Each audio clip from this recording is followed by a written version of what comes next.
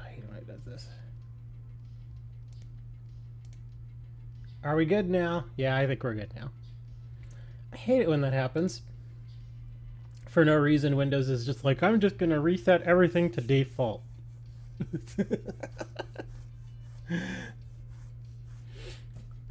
So I guess we're on now. Okay, so you all missed everything I said. That actually is beneficial to me. Anyway. But yeah, to answer your, I guess or to make reference of your comment,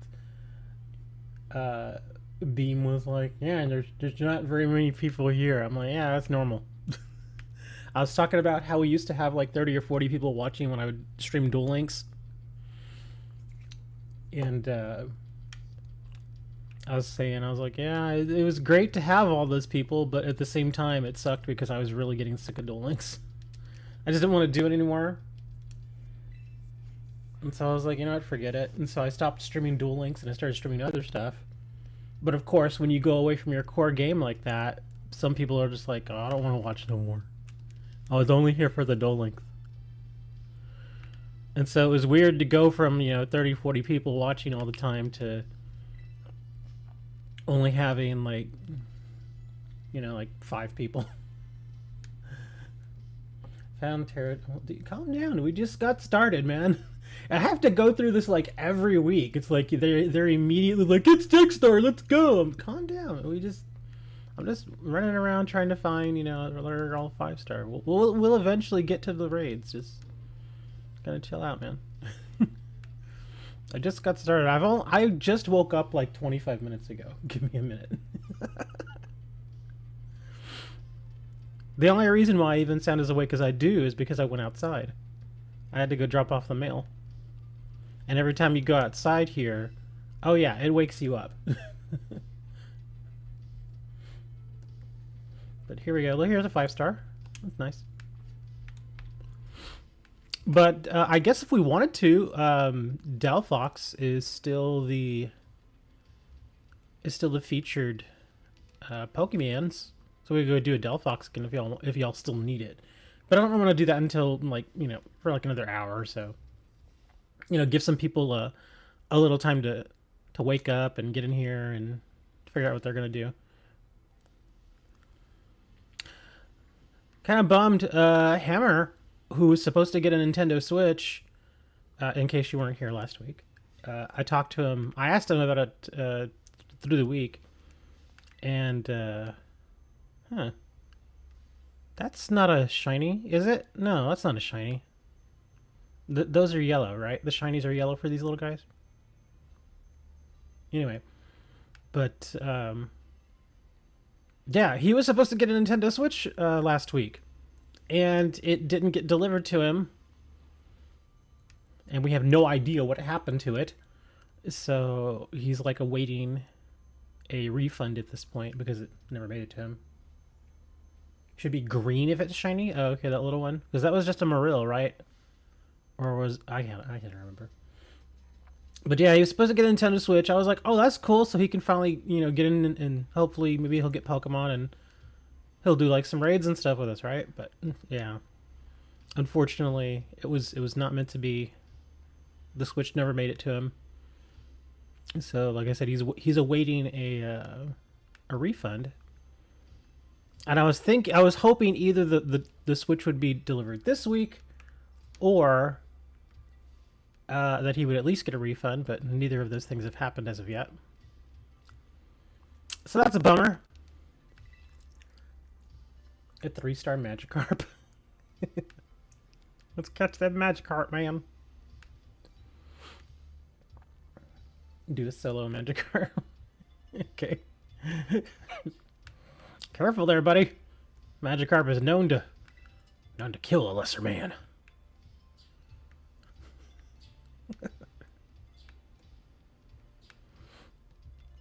Yeah, this week has been busy, man. It's been another busy week. And I mentioned it again in Discord. Ever since the Lord of the Rings set for Magic the Gathering was released, the sales on the store have just been insane. Just like every day, it's just busy, which isn't bad. It's not a bad thing. You know, it just means that I'm getting more sales, which more sales equals, you know, more money. But at the same time, more sales also means that I'm constantly having to fill orders, and because I don't generally fill orders as they come in. I'll usually wait until I've got, you know, a good chunk of orders, and then usually that evening, like last night would have been the evening, I'll go and I'll wait till it's the evening or something, and then I'll start filling orders. But even as I'm filling orders, more orders are still coming in, so there's like a good 3 or 4 hour stretch where I'm just filling orders, and it's kind of insane. Already finished it one hit. Hey, Michael. So yeah, I mean, every time I get more Lord of the Rings singles in, those cards immediately sell. I mean, I still have some in stock, but there are certain ones that are just obviously much more popular, and they have just been selling like crazy. The only downside is a lot of the more expensive cards have been sold to Canada. Not Canada, the government, but people in Canada. Which I don't necessarily mind, but it just means I have to wait longer to get paid. Because, like, if I sell it to, you know, somebody here in the U.S., I usually get paid, like, you know, a week later. But if I sell it to somebody out of the U.S., in Canada, for example, I have to wait, like, 3 or 4 weeks. Shiny hunting? No, I'm just running around right now. Because I just got started, and I'm trying to wake myself up. Because I mentioned I woke up like 25 minutes ago. So I'm trying to... And I like to make sure that I start my streams at right around 10-ish. And I started at like 10:08, so I'm slightly late, but it's fine. That's because, again, like I was saying, I was busy because I was making a lot of sales in my card store, and I had to stay up late filling a bunch of orders. Oh, he read. What is that? Oh, I was like, for a second I couldn't figure out what that was, but that's a Dawn fan over there. Did you see it in the back? It looks so goofy because it's only rendering like every other frame. But there they are. Okay. It looked weird. You know, I think I've actually found a slightly better way to actually do shiny hunting, if that is something you want. I know that's something that I generally don't do. I don't really need to, because I'm such a big time farmer when it comes to farming stuff like EV and that sort of stuff. And so what I've been doing recently is, I know a lot of people will use the Mysticas to make shiny sandwiches. And I guess that's fine, and I've been very vocal about the only handful of times that I've gone shiny hunting, I've had no luck. So I just don't really do that much anymore. So what I've been doing, instead of actually making the shiny sandwiches, which take a Mystica, or two, is I've just been either one, waiting for outbreaks, or I'll go to certain areas where I know a ton of one particular Pokemon spawn. Instead of making a shiny sandwich, I'll make the sandwich that increases the encounter. Like, you ever see the sandwiches that give you encounter power, level 1, level 2, and so forth? I've been making those instead. And interestingly enough, that's how I've managed to get, no joke, in the past 2 weeks, I've gotten 2 shiny Iron Hands. Not even trying for shinies, it's just, I've mentioned it before, I like farming Iron Hands because he gives a lot of experience and because he helps with EV training. So I've just been eating encounter power fighting sandwiches. And because there are just so many of those Pokemon that spawn once you eat that sandwich, that it just increases your chance of getting a shiny. And it's worked both times. And I hadn't even been trying it. That wasn't the reason why I ate the sandwich. The reason I ate the sandwich is because I just wanted to make more of them spawn. And the side effect of that was I managed to get 2 shinies. So I was like, oh, okay, that works. So yeah, that's been the way I've been doing it. And the greatest thing, no Mystic is needed. No Mystic is needed. And I feel like, at least for me, it works better. It really does. Because like I said, you don't have to worry about having Mystica. There is a lot of farm. Well, I wouldn't necessarily say that there's a lot of farming involved, because once all those Pokemon start spawning, you don't have to fight them. But I do, because that's the primary reason that I'm there. Like, here, I'll give you an example. I'll zoom on over there real quick. And we'll just kind of go through my little thing that I usually do. Okay, say for instance, I want to go and I want to farm Iron Hands. So let's fly on over here.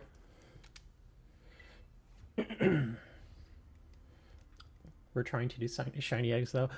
I've only gotten lucky with shinies out of eggs that 1 week, where I got 2 shinies out of 5 eggs. That was the only time that I got lucky, and they were both what are those? Those little horses. The one before Mudsdale, I forget what it's called. I got a couple of those little guys. Hey, Chloe.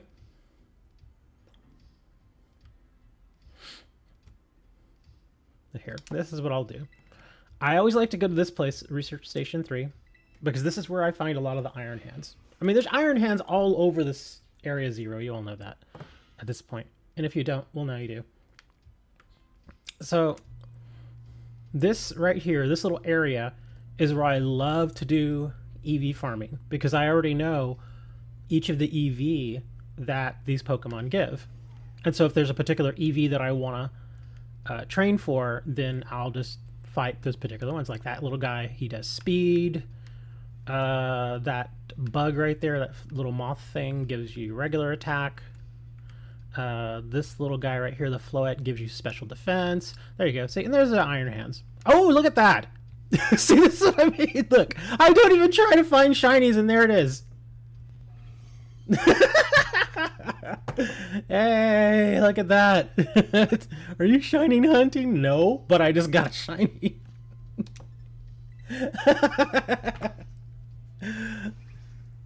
See, who needs Mysticas when I've got this? Luck. Like, hey man, why you so lucky? I don't know. I don't think it's lucky. It just, yeah. Hold on, what am I doing next? Yes, let me use one of my 15 Master Balls. Sorry, I know I was trying to do an explanation here, but I'm gonna catch this shiny real quick. Oh, it is your birthday, isn't it? My nephew's birthday, I think, was yesterday. It's not my kid, so I don't remember. But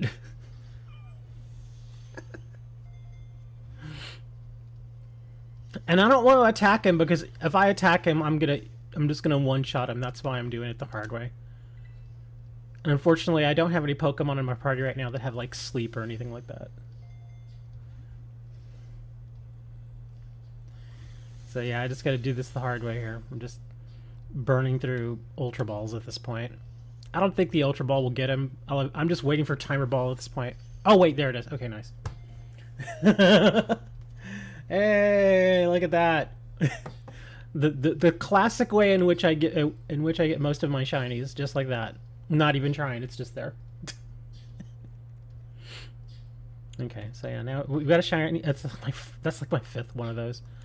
Okay, so as I was saying, yeah, this guy gives regular attack. There's your Iron Hands. He also does regular attack, and he also gives a lot of experience. There's Floette for special defense, regular attack. Okay, so this is my little area where I usually farm. Here, and in that cave over here, which is where Chansey likes to spawn.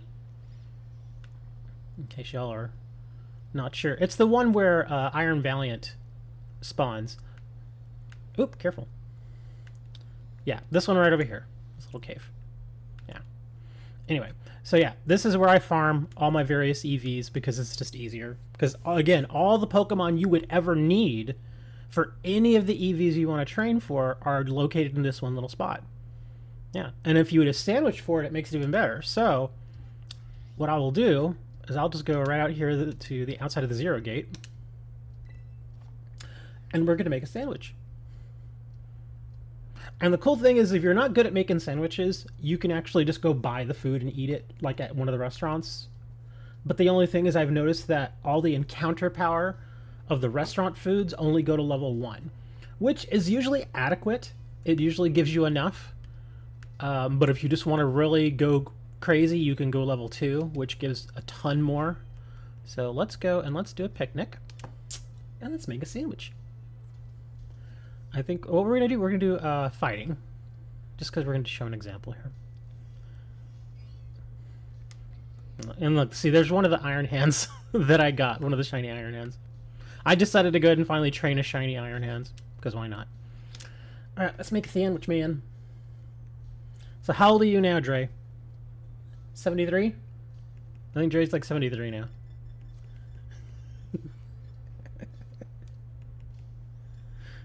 I'm trying to remember which one is fighting. I don't think it's this one. I think it's in the 50s. No, maybe not. I have it marked. Here we go. Oh, here we go. Encounter power fighting level 1. And then we've got encounter power fighting level 2.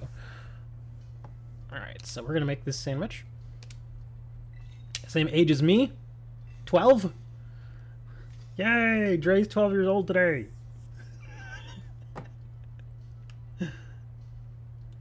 Yeah, if you're not great at making sandwiches, this may be a pain in the butt. I'm fairly decent at making sandwiches. I don't screw up hardly at all anymore. Although those little cherry tomatoes, one really dumb thing to put on a sandwich. Why would you put cherry tomatoes on a sandwich? And two, they like to go all over the place. So you do have to be careful with these little things. Go back up here. Clunk. Yeah, these things like to slide all over.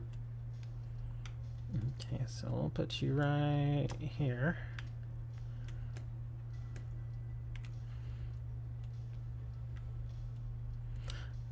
The one good thing about having to stay up so late last night is while I was filling orders, the WAN show was on the whole time. For those of you that don't know what the WAN show is, it's like a tech sort of stream. It's like one of the few streams that I actually sit and watch, just because it's hilarious. And for some reason, they started really late last night. They usually start about 7 o'clock my time, 7, 8 o'clock my time. But yesterday they didn't start until like 11 my time, because one of the hosts was really late. Okay, so we're not even going to screw with the bun. We're just going to throw this over here. And we're just going to put the little thing in there. And there we go. That's our half sandwich. But yeah, they were on until, no joke, like 4 o'clock in the morning at least. And that's like insanely late for them. They usually finish up my time like around maybe 11:30, midnight or so. But yeah, because one of the hosts was so late. He was like 4 hours late.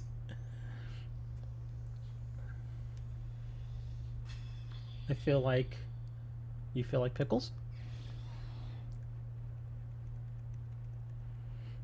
And the other benefit of making sandwiches or feeding sandwiches to your Pokemon is they get more friendly.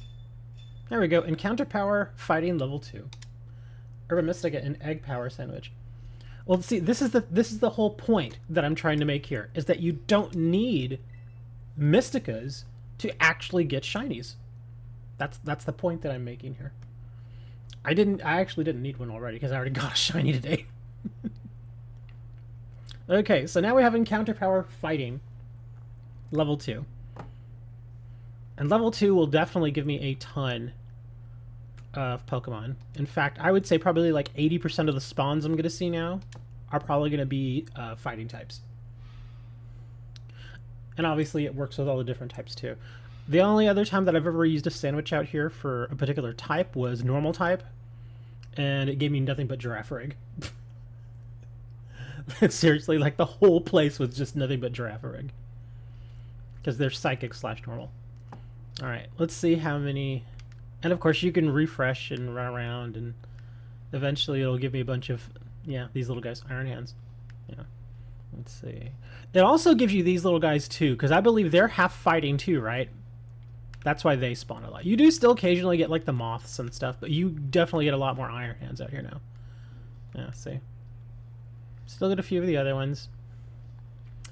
But yeah, just again, it's a numbers game at this point. So because the sandwich is giving me so many more fighting types, the chances of me getting, yeah, look at all these guys. The chances of me finding a shiny Iron Hands now far higher because there are just more of them. Another one, he's asleep. Yeah, just they're all over the place now. Oh, yeah, look at this, tons of them. And the cool thing, remember, Iron Valiant is part fighting as well. No, get away from me, little guy. So if we go into the cave, I will get a decent number of Iron Valiant as well. Oh crap, I didn't want to run into him. So yeah, if you were looking to get an Iron Valiant shiny, look, see, there's already one right there. It's not a shiny, but it's an Iron Valiant. But if you were trying to get an Iron Valiant shiny, instead of using the Mysticas, you can just use the Encounter Power Sandwich. And I have tried, in case you're wondering, unfortunately you can't stack them, which is dumb. At first I honestly didn't know, so I tried it to stack them, to eat one sandwich and then make another sandwich immediately after to try and stack the powers. It doesn't work. Which, like I said, I think that's dumb. But yeah, we already had a couple Iron Valiants. We'll have a lot of those little Pommies and Pommos. More Iron Valiants. And as we move through here, we'll probably get a whole bunch more. Just got to give it a minute to spawn in. Oh, there's one. But yeah, see? Now we've got a whole bunch of these little guys. Yeah, see, look at that. Now Iron Valiants all over the place. Yay! Yes, the sandwiches work. And again, if you're just looking for shinies, obviously you can just either just run through the cave and just get them to respawn, hoping that you'll eventually get the shiny. And all these guys are asleep. Oh man, look at all these guys. See, there's tons of them out here now. But what I'll do is just to kind of force spawns, I'll sometimes just do a quick match and just take them out, just to force a respawn. And what I mean by quick matches, I just send my Pokemon out there just like this. Yeah, go get him, dude. Yeah, see, and he'll just go around killing all of them.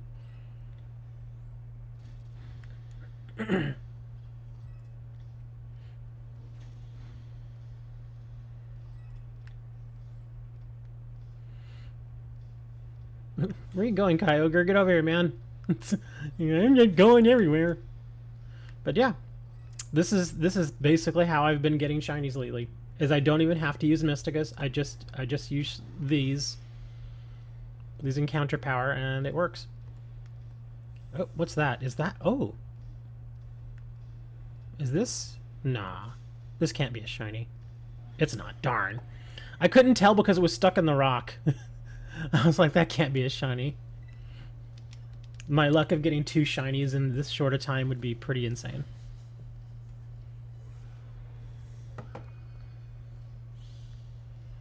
Okay. But yeah, that's how I go about doing it. And again, most of the time, I eat the sandwiches just for EV training. The shinies are just like a bonus for me. And if I'm not mistaken, these little guys, I don't really farm the Iron Valiants. I want to say his EV is, I believe it's regular attack. Don't quote me on that though. I honestly don't know for sure because I just, it's not one of those Pokemon that I generally farm. But yeah, lots of Iron Valiants out here. Oh, that's a duck. Man, that is far more than they usually spawn. Same thing with normal. Like if you eat a sandwich to get level 2 encounter normal, when you come back in here, you'll get tons of Chanseys. Which again, you can get, you know, shiny Chansey if that's what you want. Ooh, look at the little one. Look, see, that's a little one and that's a big one. That's funny. Okay, enough of that. But yeah, that was my point, is the encounter sandwiches, I think, as far as shiny hunting, they're just better. Because it just gives you so many more spawns of the Pokemon that you may be looking for. And again, this works in pretty much any situation. Wherever, just go to the spot where you know the Pokemon often spawn. Like if they spawn in clusters like this. Yeah, just do that. Eat the shiny sandwich for the encounter power. I would, like I said, level 1 is okay, level 2 is preferable. And you don't need Mysticas. But yeah, you still have to run around a bit, obviously. But there you go. That's how I do it. If I decide I want one. Well, like I said, I don't really care if it's a shiny or not. I just want to... I didn't want an EV train. Dre got older. Yes, Dre is older now. Dre is like I said, I think he's like 72. Which would make him the oldest out of all of us. We're going to start calling him Gramps.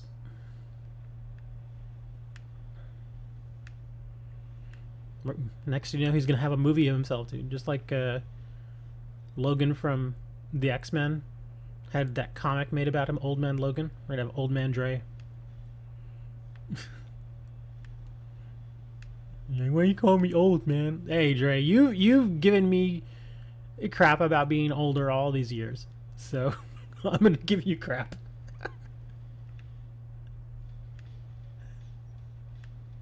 Okay, anyway. Yeah. That's how we do it. Alright, so, since I've been awake now for at least 30 minutes, I guess we could start doing some Tera raids. Let's go do that. Let me go on over here. Actually, let me just search around the map a little bit. Okay, so, oh, I think this is my 6-star. Let me go see what my 6-star is.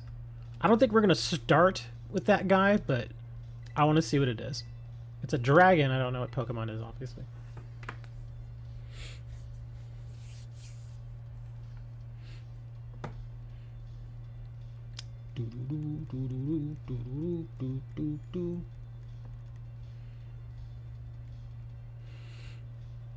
I'm telling you, man, Twitter is just the weirdest place in the world now. Like, I still go there, obviously, because I do know quite a few people from there. Especially with trading cards and all that stuff. So I still go there, but some of the stuff that trends on Twitter now is... I mean, it's always been kind of a weird place. Like, the recent trend, at least the one that was going on like yesterday and the day before, you all know who Margot Robbie is, right? She's the woman that's starring in the new Barbie movie.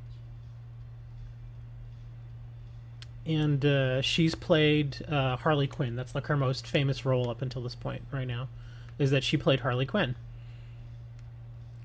Well, there was this thing going on, and I think it might still be going on, where, I don't know what it is. I think it's mostly just to get attention.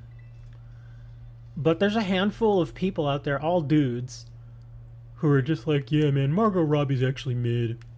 She's not that attractive. She's mid. I don't understand why they're doing that. Oh, wow, 5-star. That's a Serena 5-star. Psychic type. Okay, we're going to come back to Serena. We're going to definitely do this one. But yeah, that's like the trend now, is to just hate on Margot Robbie. I'm like... And the whole time I'm thinking, okay, she hasn't done anything to anybody. She just happens to be starring in this Barbie movie. But yeah, that's like the trend now. And what makes it even funnier is that all the people making fun of her are dudes, and all of these dudes, I guess to quote myself from Twitter, look like a chewed up pencil eraser. Because they do. They're not very good looking, man. They're just like, they're very mid, not even mid, but what's below mid? I don't know what that is. I'm not up with all y'all's lingo. So yeah. And so the funny thing is, the picture that they keep using to argue that she's mid is a photo of her with almost no makeup on. Like, the only makeup she has on in the photo is like lipstick.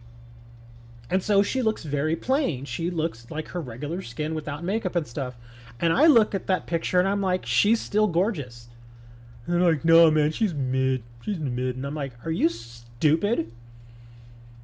And the whole time I'm thinking, I'm like, these guys have never lived with a woman in their lives. And having been somebody that has lived with a woman for a number of years, I can tell you, the woman without makeup and without nice clothes and everything, you know, just a chick just hanging out at home, like in her shorts and like a t-shirt, no makeup, that's the woman you see most of the time. Because that's just how it is. When you live with a woman, I mean, she's not going to hang around all day in makeup and heels and stuff. That just doesn't happen. It's stupid. And so I'm having to explain this to people. And I'm like, yeah, dude, women don't just hang out at home wearing full makeup and stuff. That just doesn't really happen. I mean, maybe if you have a trophy wife and you're like super rich and you can basically pay her to do that. But yeah, your average woman is not going to just hang around at home and just wear makeup. They did that last week with this other woman, less known woman. Less known woman in the sense that she's not a movie star. But I don't know if you guys have heard of her. There's this woman named Jenna Marbles. She used to be like a big time internet personality, but she's sort of retired from that whole thing. She still, you know, talks every now and then on social media. She used to have a YouTube channel, but she doesn't post anymore. You know, she's kind of moved on. She's gotten married and stuff. Very nice woman, actually, and fairly attractive. But again, they showed a picture of her in full makeup and then a picture of her just hanging out at home, you know, just hair put back, no makeup on. She's like in like warm-ups and stuff. And they're like, God, man, she's not even attractive. And I'm like, again, dude, have you never lived with a woman? Because again, if you've ever lived with a woman, you realize, again, that the chick with her hair just pulled back and her glasses on and just a regular old ratty t-shirt, that's the woman you're going to see most of the time.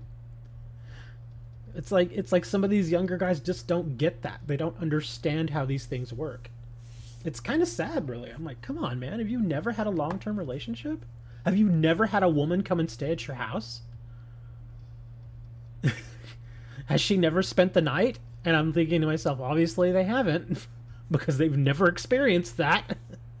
Believe me, a woman is not going to sleep in her makeup. Well, she could, but you really shouldn't, because it's bad for your skin, that whole thing. Anyway. But yeah, let's do some Pokemon. Where's my bug? I gotta bring a bug type against this chick. And I rearranged in my bags, so I have to remember where I put everything. Let's see. I think I still have Spidops. Yeah, he's over here somewhere. There we go. We're gonna bring Spidops. Too influenced by social media. I think that's true. I have always, I mean, because like, when I was younger and we had the internet, even then I knew that some of the stuff you see on the internet, it's just not real life. It's not the norm. It's the exception. It's kind of like what you see in magazines and stuff. Like you always see like the beautiful models and they've got the perfect bodies and the makeup and the clothes and all that stuff. They are the exception. They are not the rule. That is not the woman you get every day. And they just, I've always knew that. And I think the reason I knew that is because growing up, I had my mom and I had my sister. And obviously, if you live in the same home as two regular women, then you realize that they just hang out at home sometimes without makeup. And even as an adult, when I would end up with a woman long term, and she would, like I said, she would come over, spend the night, or I would go to her place, or even when I got married and we lived together, it's like you realize, well, yeah, that's just how it is. But I guess a lot of these dudes don't realize that. Kind of sad, actually.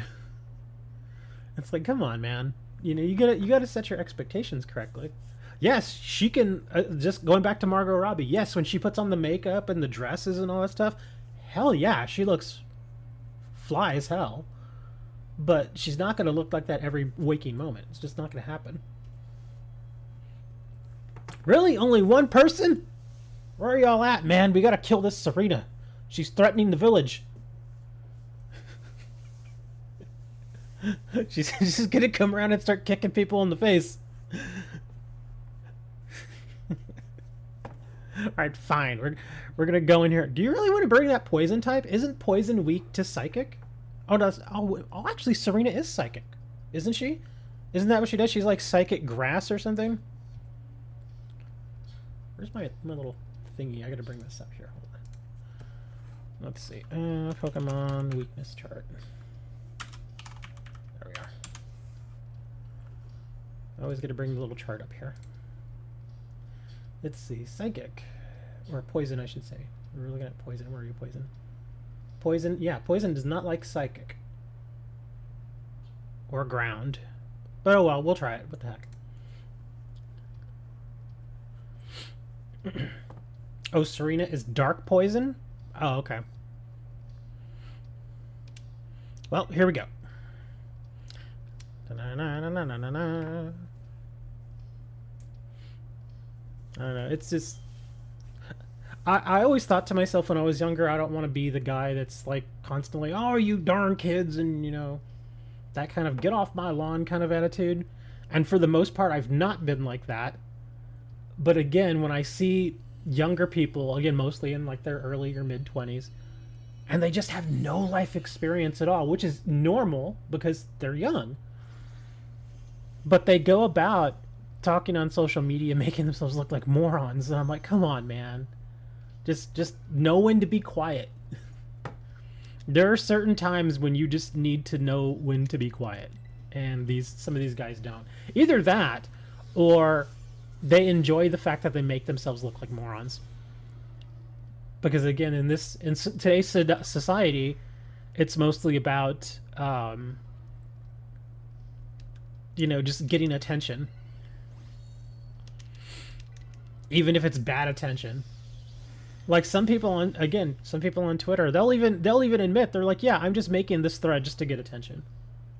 Like there was another person that did that. They were doing the same thing. They were trying to say that Margot Robbie was not good looking and all that. Later on in the thread, as more and more people were replying, he says, oh, I just want to tell you, I fully admit that I'm just doing this for attention.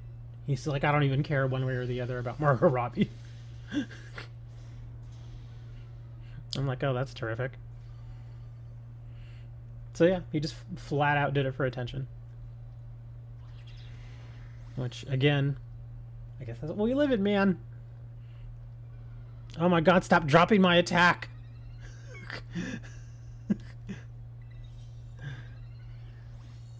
Come on. There we go. She keeps dropping my attack, so every time you give me acupressure, she drops my attack. So it's like evening out at this point. And Spidops, my little Spidops is not that strong. His main thing is just survivability and lowering special attack. That's what he does. That's his thing. So he's not going to hit very hard. Love the choice of Spidops. Props to you highlighting the bug. Actually, he's useful. He's very useful. Again, he's not super powerful, but if you train him right, he can at least do something for the team, which is what I'm kind of highlighting here, I guess. Is that, again, he survives, and I'm able to consistently lower her special attack. That's why she's not hitting us for anything. None of us are really taking any damage. Now, I may eventually miss this Skitter Smack, because it's 90, but I'm still doing pretty good. Yeah. Okay, yeah, her special attack, I think, is pretty darn low at this point. It's like -5. So I can probably start just hitting her with the other attack that I have.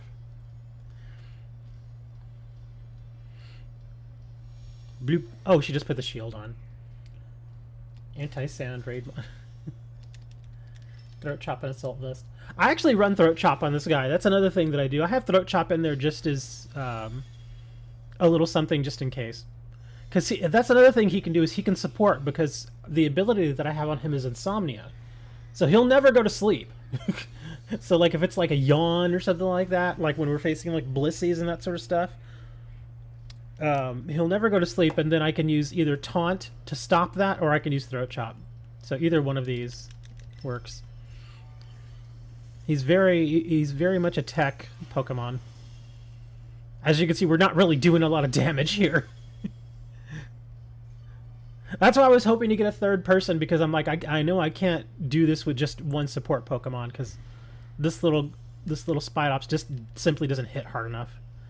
So I think we may still win, but it's going to be a bit of a struggle. See how we're right up against the clock? At this point, I'm just trying really hard just to try and get the shield down.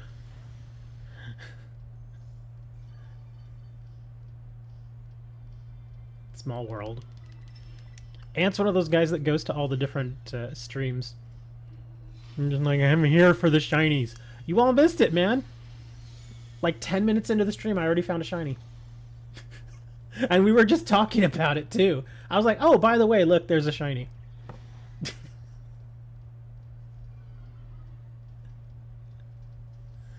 Oh, come on. We may actually not make this. Yeah, I just... Again, this little guy just simply doesn't do enough damage. He's a great supporting Pokemon and great for staying alive, but he just doesn't do a lot of damage. And I did train up his attack and everything. Oh, we may still get it. I may just have to hit him one more time here. Yeah, we're going to be right up against the clock.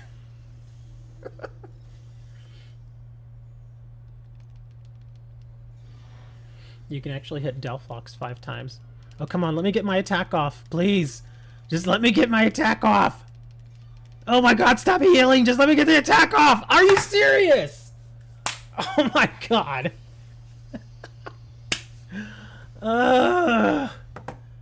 If it had not just kept healing me, I could have gotten that off.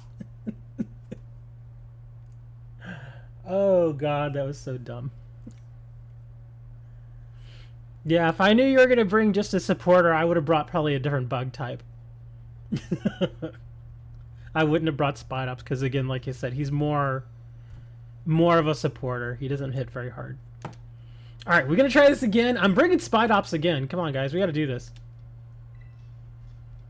Yeah, grassy terrain is interesting because it can be beneficial, but at the same time, it can screw you because it takes so much time to eventually cycle through all the Pokemon and heal them.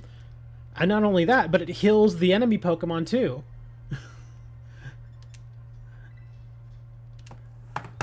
So yeah, that's why I'm not crazy about grassy terrain.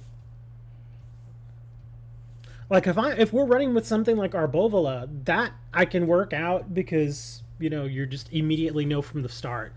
I think what else didn't help was the fact that she kept lowering my attack right at the beginning. She kept lowering it over and over and over and over again. Hello, person whose name I can't read. Leftovers is the worst item for the same reason. Well, leftovers can help. Tim's like, screw it, I'm bringing the bird. Okay, no, he's really, you're bringing the Persiker?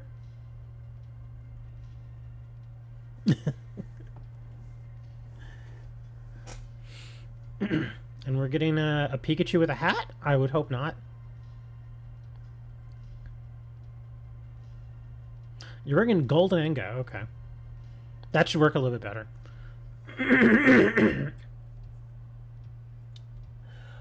It really depends, though, Black. Like, if you're bringing nothing... Like, if the Pokemon you bring does nothing but support, I think Leftovers does have a place in that case.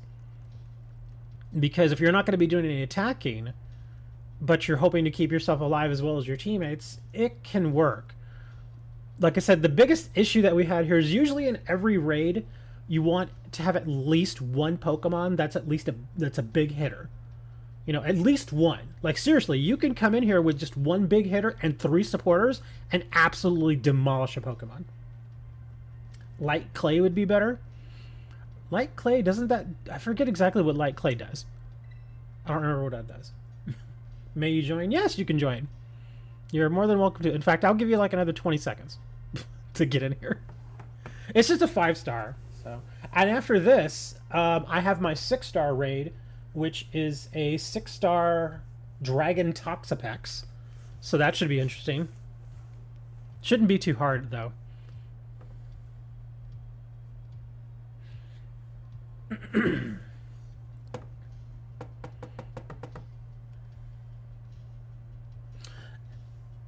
Makes screen 8 turns instead of 5. There we go. Okay, so we've got oh, okay, we're doing this. Come on, start. Here we go.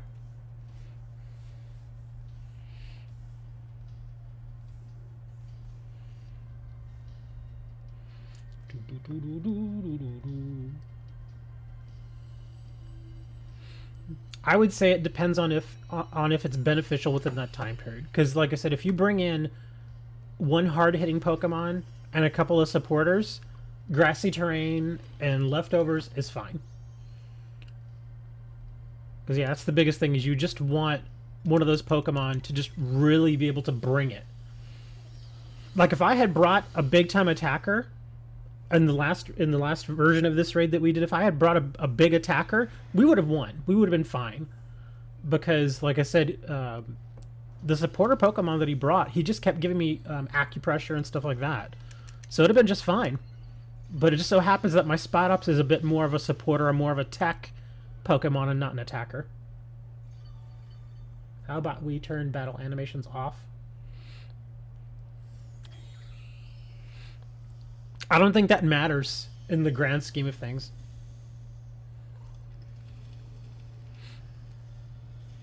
Oh, there you go. See? If we would have had just one big attacker, we would have been just fine. And that's what we have now. Now we have a solid attacker. So these big attackers with my tech should be just fine. I'm continuously lowering her special attack, so she's not going to hit very hard. And we're good. I wish we could turn off battle animations. Like, certain things... I've figured out little ways to... I don't want to say hack the game, but little ways to force the game to do certain things that I want it to do to kind of make certain events go by faster. Like, when I'm out doing EV training.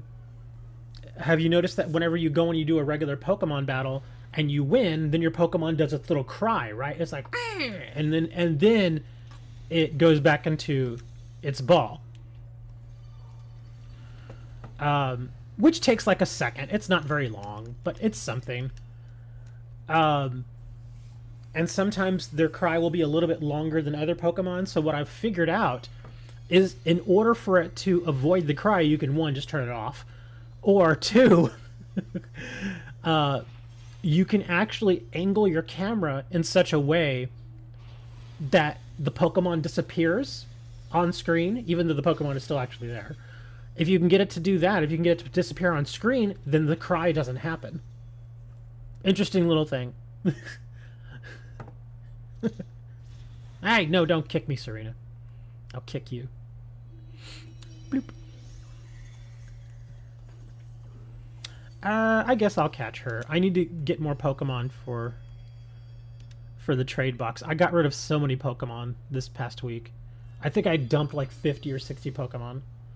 And it's mostly because people just don't want them. Like, I'll keep certain Pokemon thinking, okay, this Pokemon actually could be good for somebody. But when I'm like, hey, it's trade time, everybody's like, I don't really care about that one. Tactical Go does more damage than Shadow Ball, but it's more inconsistent. It also has to do with how you train them, too. Let me see. Kelpsy Berries. Yeah. 6 Kelpsy Berries, not bad. I'm getting a little high on Kelpsy Berry, though. You basically get one shot to do it. That's why you build up to it, man. Let me refresh my music here. There we go. Da, da, da, da. Yeah, I redid all of my boxes. I moved all of my raid ready or semi-raid ready to the front of my bags, and then, like, in the second part, it's all, like, cheesy little Pokemon that I just don't really use, that I will eventually level up out of boredom, but I just don't really use them, so they're all just hanging back here. And then I've got my little trade box. Or 2 trade boxes. Yeah. So, does anybody else need a Hisuian Growlithe? Or an Alolan Grimer? Yes, I still have these. And I keep these because I know that a handful of people still don't have them. Like, I mentioned it last week. I lucked into this guy. I got this guy out of a surprise trade. And I was like, oh, sweet, we're going to breed the heck out of him. Same thing with the Hisuian Sneasler. Well, these guys I got from my game, but this guy I got out of a trade. You guys already want to do the Delphox raid? Like, already? I mean, we can do it, but It's like,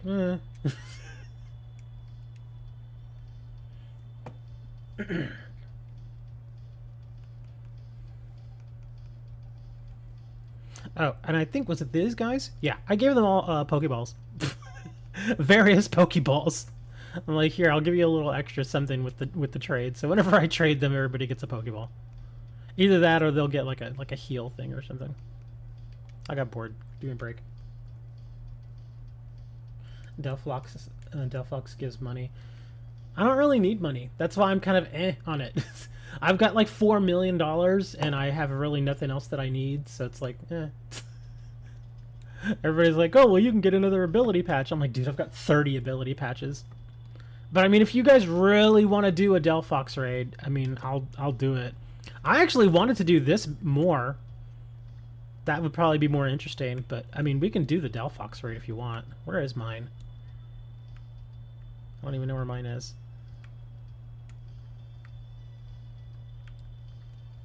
Am I missing it here?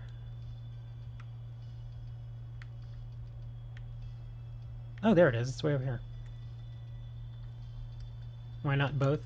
Well, I mean, we will eventually do both. I'm just not... Like, I run into that a lot. Whenever I start a stream, people immediately want to go do the featured raid, and I'm like, chill out. We'll get there. Let's just, get a few wins under our belt, and then we can go do that, Because it feels like if you do it immediately, then the rest of the stream is just you trying to chase that glory again. So it's like, because seriously, with some people, once I do that featured raid, they leave, and that's it. And I'd much rather just kind of have them hang out and, chit chat. And, oh crap, I didn't want to touch this thing. Hang out, chit chat, do some trades, BS around, that sort of stuff. But if y'all really want to do the darn raid this bad, okay, fine, we'll go do it.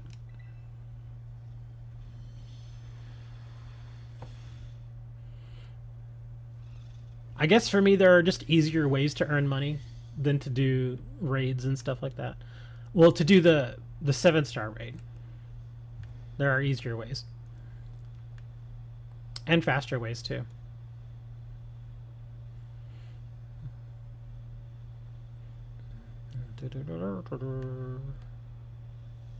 Like, one thing I noticed that people completely forget that you can do is, how when you go and you do, oops, don't touch that guy. When you do your 5-star raids, occasionally you'll get mints.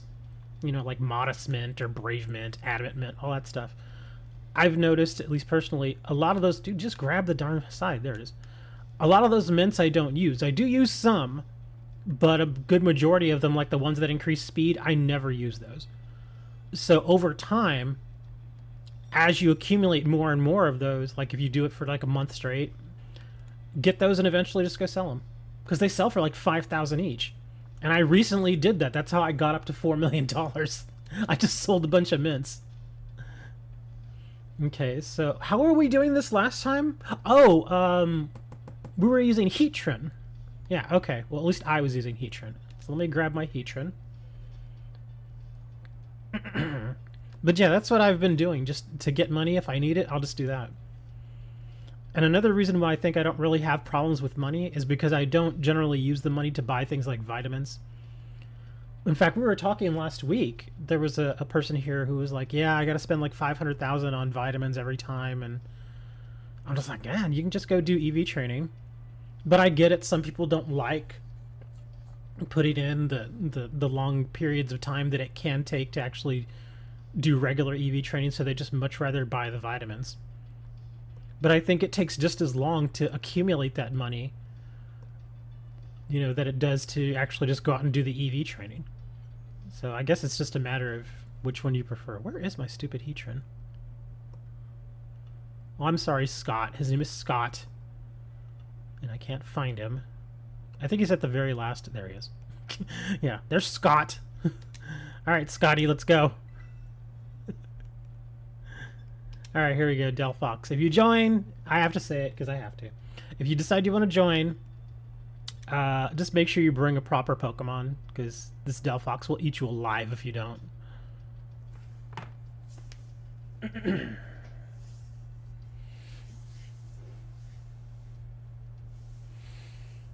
Because I mean, of all the stuff that we get from Delphox, I think the ability patch is probably the biggest thing. And that's the thing, the ability patches sell for like 25,000. I wouldn't want to sell them though. I would much rather keep the ability patch. Even though I've got 30, I would still much rather keep it because, you know, I figure if I get to the point where I have like 100 ability patches, okay, we'll sell like 50. But again, I don't really need the money. So it's like, eh.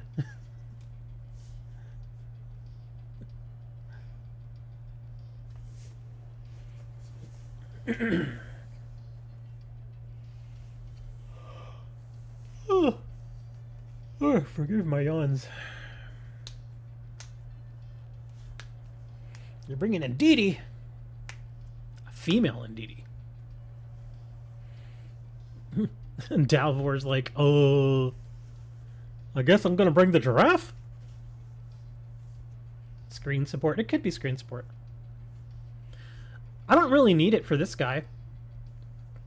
Giraffe rig? Why not bring furry giraffe? That's not even a joke. That's actually like, why not bring furry giraffe?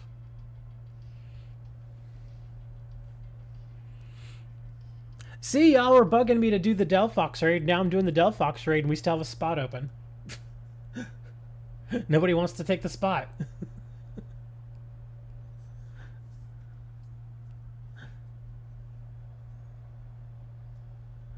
Is nasty swap, so I need early bird. Hey, look, it's Travis.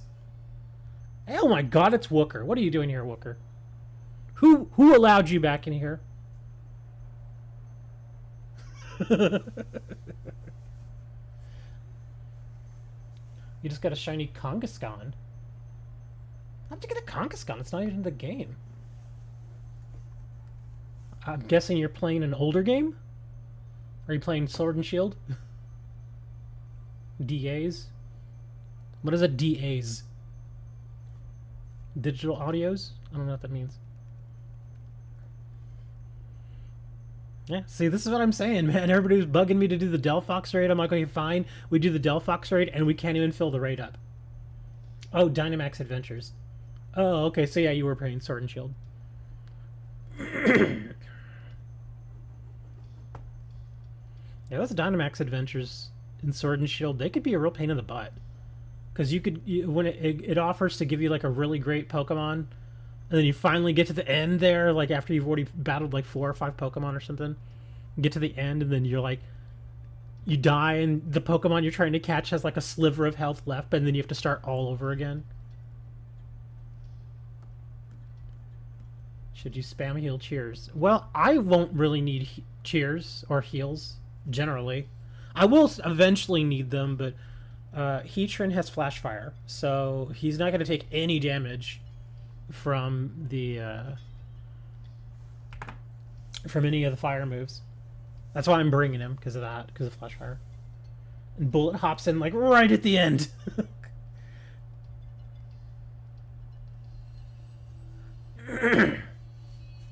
Oh, I don't even push up Heatran. That's not what I've really done with him.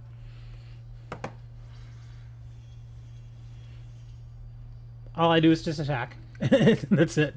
I don't even pump him up. I mean, if you want to do the pump cheers, you can.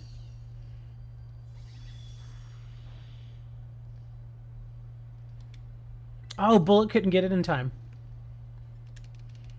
There we go, metal sound. Yeah.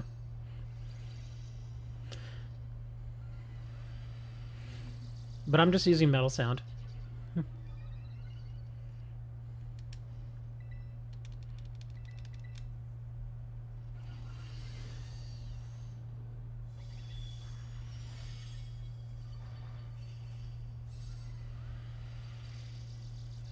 Yeah, I would say don't spam your heal cheers quite yet, because we may eventually need them.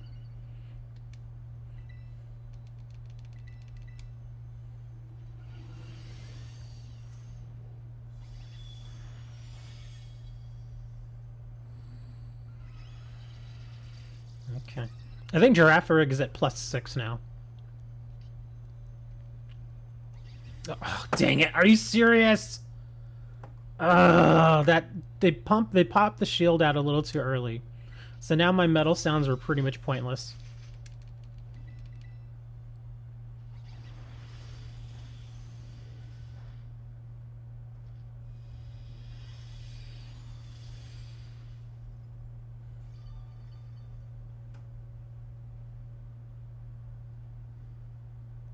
Now I have +6 on Heatran. Okay, cool.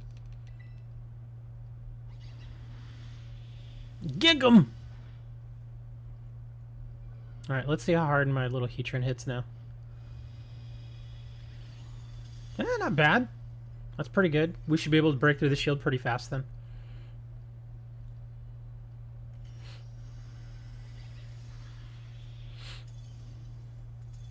Uh-oh, Tim's in trouble.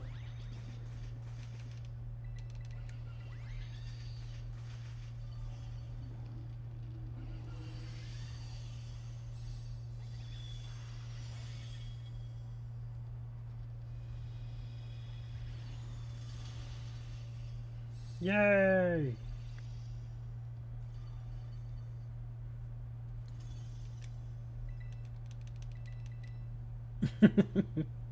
No, Victini. It's Wesker. Where have you been, Wesker? I don't think you were here last week, were you?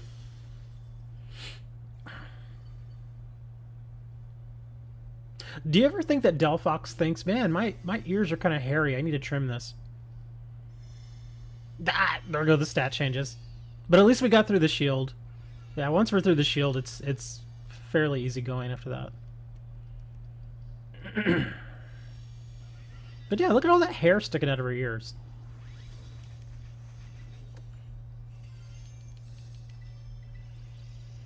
I mean, I could technically metal sound again, but it's like, eh. I'll just let you guys do your thing and I'll just keep attacking.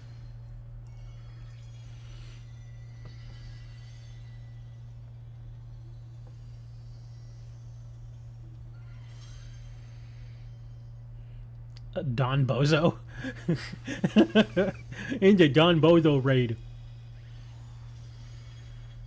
Yeah, I'm not hitting her that hard now. We're fine. Are you helping a hand, Brooklyn?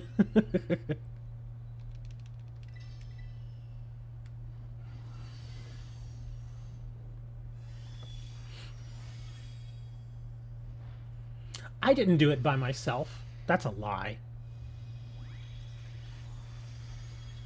I had help from my friends. Uh-oh, Tim died.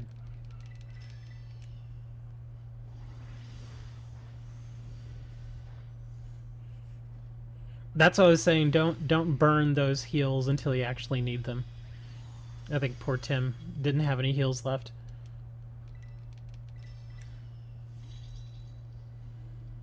Well, Tim's dead, so he can't do light screen right now. He's almost a little dead, man. And I'm getting close. See, now I could use the heals. I mean, we'll still win, but yeah. Oh no! I was gonna say don't do helping hands. Should have done the light screen. Yeah, either way, we're fine. With that heal, we're fine.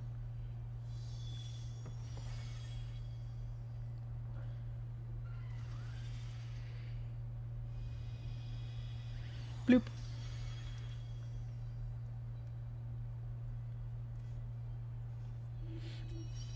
You know, I keep seeing people saying that Armor Rogue is the way to go. The last few times that we used Armor Rogue, he got his butt kicked in this raid. Did not like him. Did not like Armor Rogue. At one point, we did all Heatran, and it worked. Not only that, but we did Heatran, and then somebody brought a Volcanion, and it worked.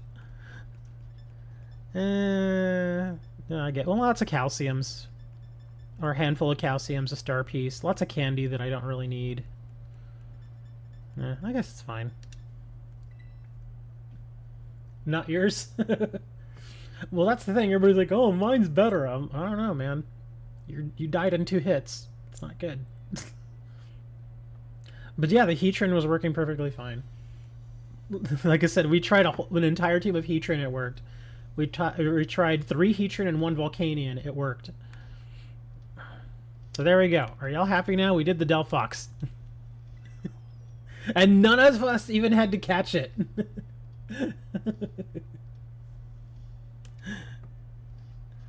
Okay, can we go do the 6-star now? I really want to go do the 6-star up here. Where is he? This guy. Yeah, Girafarig with the power swap. My question is this, and I sincerely don't know, that's why I'm asking. Is there a benefit to keeping Girafarig as his basic rather than evolving him into Farigiraf for that particular battle? I'm just curious, because like I said, I sincerely don't know. I just don't use that Pokemon very much. Yeah, because you would think if you evolve it, you're going to get obviously extra defense and all that stuff. So why would you not do that? As Rest and Eviolite makes it tankier. Oh, gotcha. Okay. So the Eviolite. So that's why you keep it as that. Okay, that makes sense. Yeah, Eviolite is that stuff that you can only put on basic... I think it's just on basic Pokemon, right? Or yeah, because it says if they've not evolved yet, then it just makes them stronger. So that makes sense. But my question would be, if you did evolve it and you got your Farigiraf, would that not be the same as having the Eviolite? And then, since you have actually evolved it, you wouldn't have to use the Eviolite. You could use something else then. You see what I mean? Because it feels to me like the Eviolite makes the Girafarig feel like a Farigiraf when it comes to stuff like defense and all that. Oh, no. Jump. Come on. What are you saying 2 minutes? What's 2 minutes? Okay, so here we go with Dragon type Toxapex. I see poison. So he does a lot of poison moves. Where's my weakness chart? Okay. So Psychic, Dark, Ghost, and Bug. Okay, so... Well, no, not Psychic, because that's not going to work. Okay, so Ice type... Oh, Ice types! That's right. My horse should be fine here. I just got to find him. Where's my horse? Everybody's like, what horse is he talking about? You'll see. Where's my horse? Come on, horse, where are you? Like I said, I moved all my stuff around, so now I have to kind of figure out where everything is. Watch him be like in box 2. Nope. Okay, really, where are you? And I can't search him. Oh, crap, where is he? There he is. He's box 3. Okay. Glastrier. Yeah, we're going to bring this dude.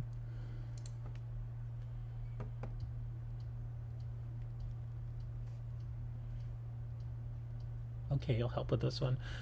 I mean, it's not necessarily help. Some of these I could actually solo, but I like bringing you guys along because, you know, friendship. Friendship! Hold on, I gotta look up the Tera now. Where's my... Hold on.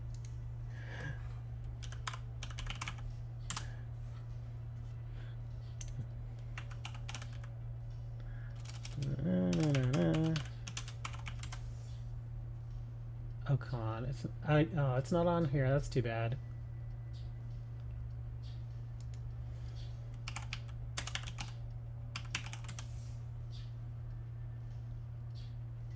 Really? There are no Taya Gardner? Well, that's too bad.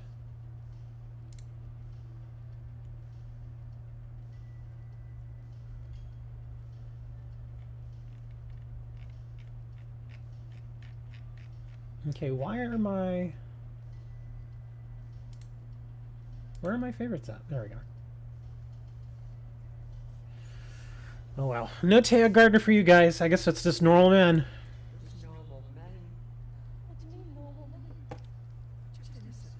Or I would if it didn't fill up. Yeah, sometimes when we get a handful of viewers, these fill up pretty fast.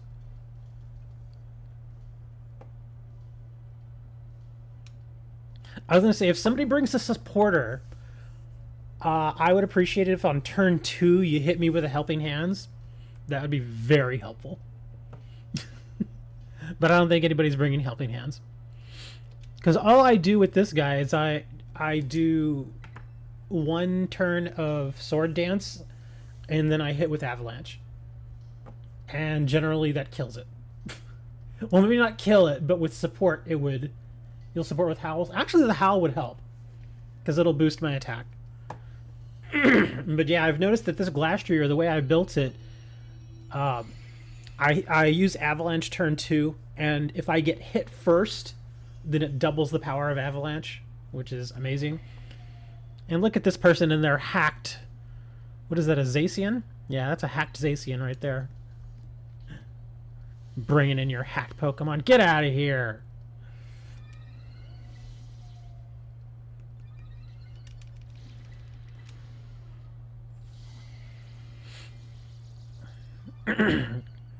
Unfortunately, that metal sound won't really help me, but, well. The shiny events is Asian. No, it's not. It's a hack. It's a hack, man! Oh, please don't get dizzy. Don't get dizzy. Don't get dizzy. Okay, good. Here we go.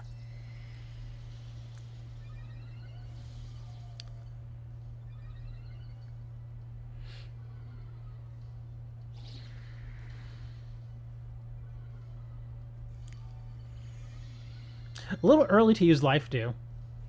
Yeah, we don't really need it at this point.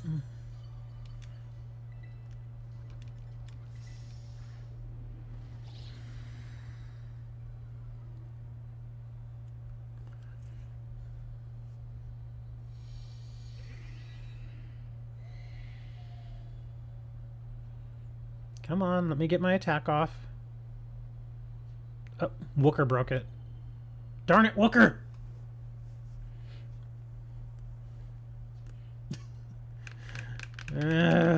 This is the part I hate the most, is it just wastes time like that.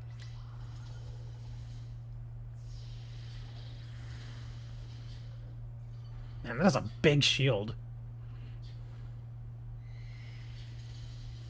You've never seen a Glastrier before? Glastrier was Sword and Shield.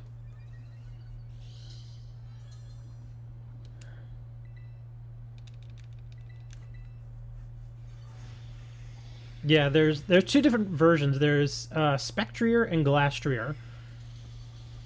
And this is Glastrier.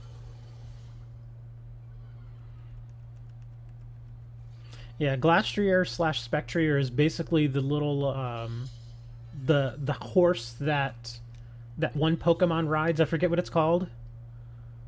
Yeah, I forget. Calyrex. That's what it's called. Yeah, Calyrex. He rides a horse. Because there's Shadow... What is the, like, Shadow Calyrex, and then there's, like, Ice Calyrex. Liquidation luck is nuts. But yeah, this is a Sword and Shield guy. Because this is actually the Pokemon that I chose, because if I remember correctly in Sword and Shield, you can only choose one or the other. You can either choose Glastrier or Spectrier. And so I chose Glastrier... And then later on, out of a surprise trade, I got a Spectrier. So I was like, oh, that's awesome. So I ended up getting both of them. Yeah, the Shadow Rider and the Ice Rider, yeah. And like I said, the Glastrier is actually really solid. I don't use the Spectrier that much, but this guy I do use.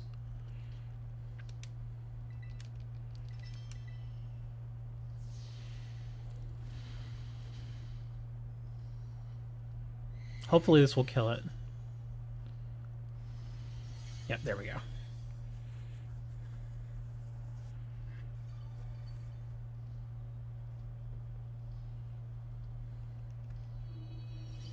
Poor little guy. He's like, ah.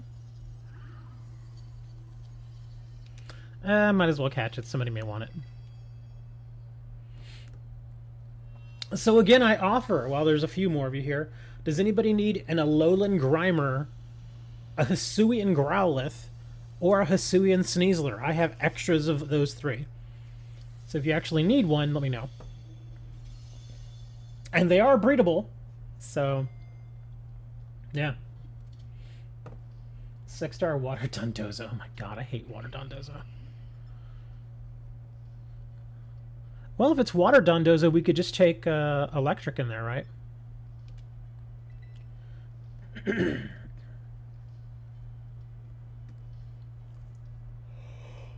I was gonna say, you put that code out there a little too fast. You need to wait a little bit.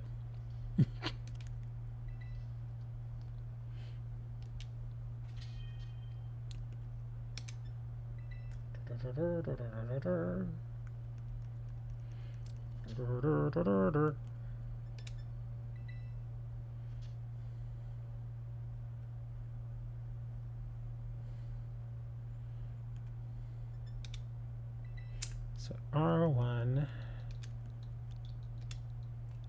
LWK.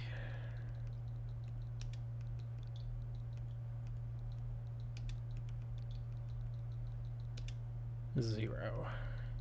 I'm not gonna make it in, am I? It's already full. I have a feeling. Yep. It's not because of a Pokemon on my party. They already filled it up. That's what I was like. You put it too quickly, man. Now I can't get in. But you guys have fun with that, and I sincerely mean that. I'm not being a jerk by saying it. Let me see what else I can find while you guys are doing the Dondozo. Let's see which one is right close to. Oh, we can check this ice one.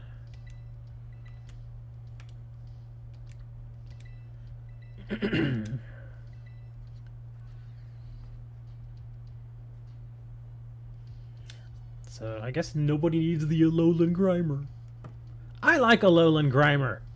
He's cool. I was so happy when I got him in a surprise trade. I was like, oh, awesome. It's good. I'll be repeating it anyway. Oh, also the Alolan Meowth. I happen to have a Alolan Meowth as well. If anybody needs that. I love the Alolan Persian. It looks like it's so, like, just chill. Like it just smoked a doobie. Yeah, it's a 4-star. Yeah, the Alolan Meowth's like, hey, bro, what's going on, man? Ah, we're just chilling, dude. Smoking a doobie. That's how we do here in Alola. Smoking doobies, eating pineapples, you know. Because we're all just normal men. And that's what normal men do. Normal men.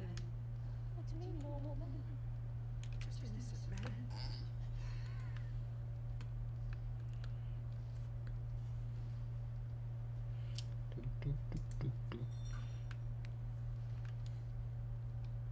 Jump! Alright, what do we got here? It's a 3-star something, isn't it? Yep.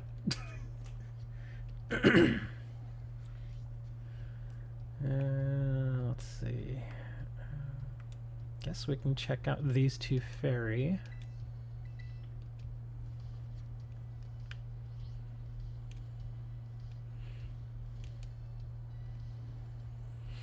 Done.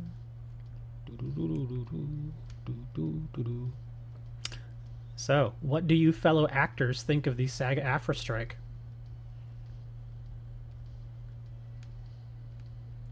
Hey, look, it's Hammer. We were just talking about you, like an hour ago. But we were talking about you.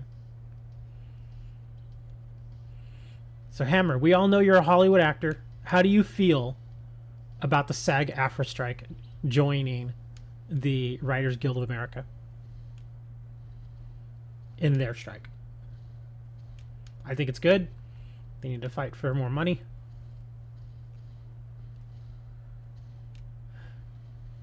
It's good enough to test a sandwich on. I don't know, man. When you're an actor, you don't test a lot of sandwiches. 4-star. Ooh, is that? Hold on. Turn around, bear. I'm trying to get this stupid bear to turn around. Turn around, dude. Okay, never mind. He's normal. I just wanted to check something on him. But yep, they're on strike, man. That means all Hollywood movies and television shows are basically not being produced right now. 2 herb sandwich may add more, probably.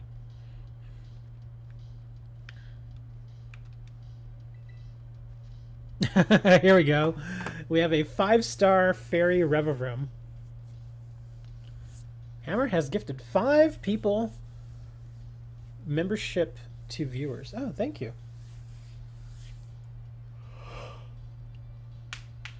Very nice of him. I'm sorry, I'm yawning.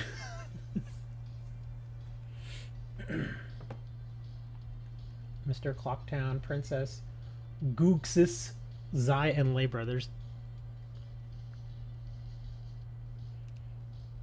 No. Let's see. Actually,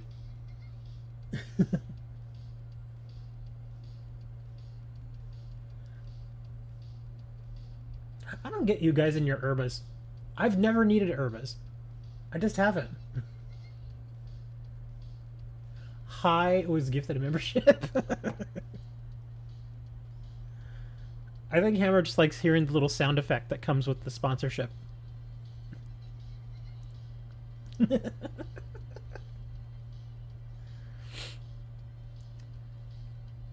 Also, they can't attend conventions?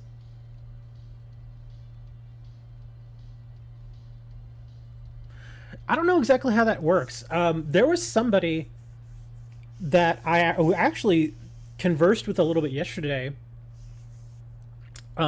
She put a list of things that SAG-AFTRA actors can and cannot do right now.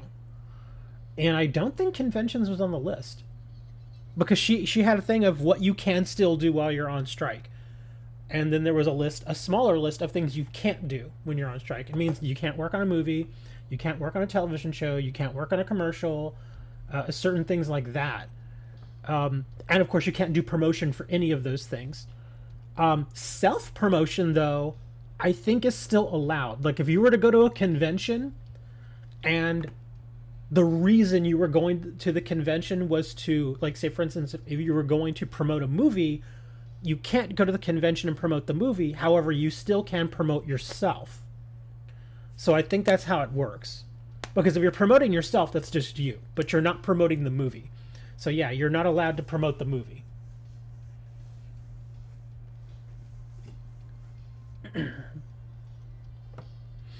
Okay, so what we're doing... Oh, yeah. Actually, I could bring my own Reverum and face this fairy type. Just for the heck of it. So yeah, like I was saying, they can attend conventions, they just can't promote any movies. Or television shows or anything like that that they're in. But they can promote themselves. Because that's what a lot of them do.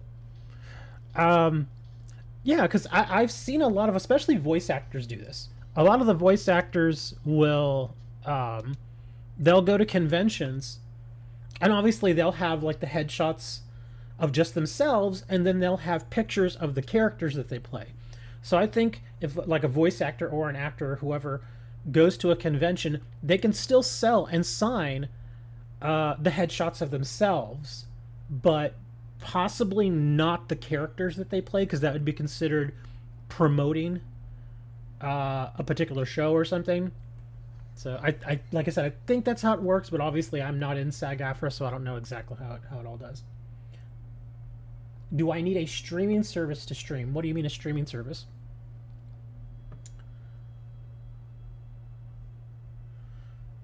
Yeah, all you really need to stream is OBS Studio, which is free, and like a YouTube account. Or a Twitch account, whichever you decide to stream on. I stream on both. But yeah, to stream, as long as you've got a good enough computer, you can pretty much just do it anytime you want. It does take some setup, but once you're set up, you're fine. I think as long as they don't promote any active projects. Yes, that's what I was saying. They could go with just their headshots of themselves, but I don't think they can promote any characters of any movies. No download? Yes, download. OBS Studio has to be downloaded. But like I said, OBS Studio is free, and it gets updates all the time. There are other streaming softwares out there that you could buy, or there's a subscription service for, but you don't really need it. OBS does everything you need.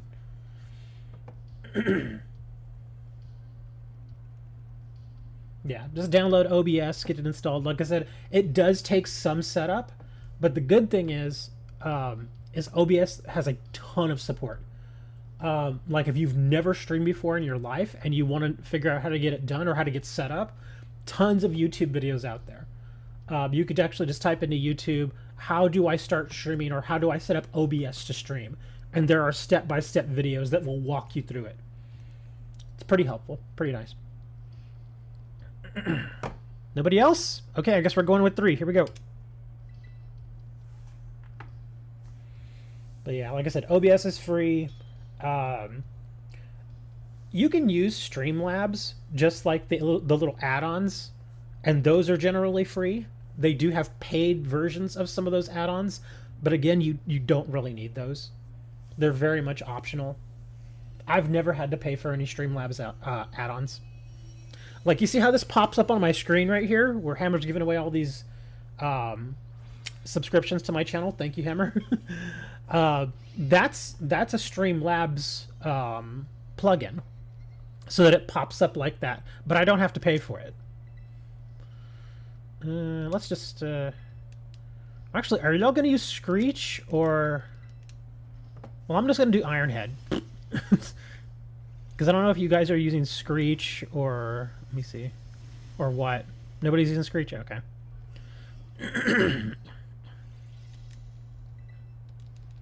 I mean, this is just a 5-star, so it shouldn't be that hard.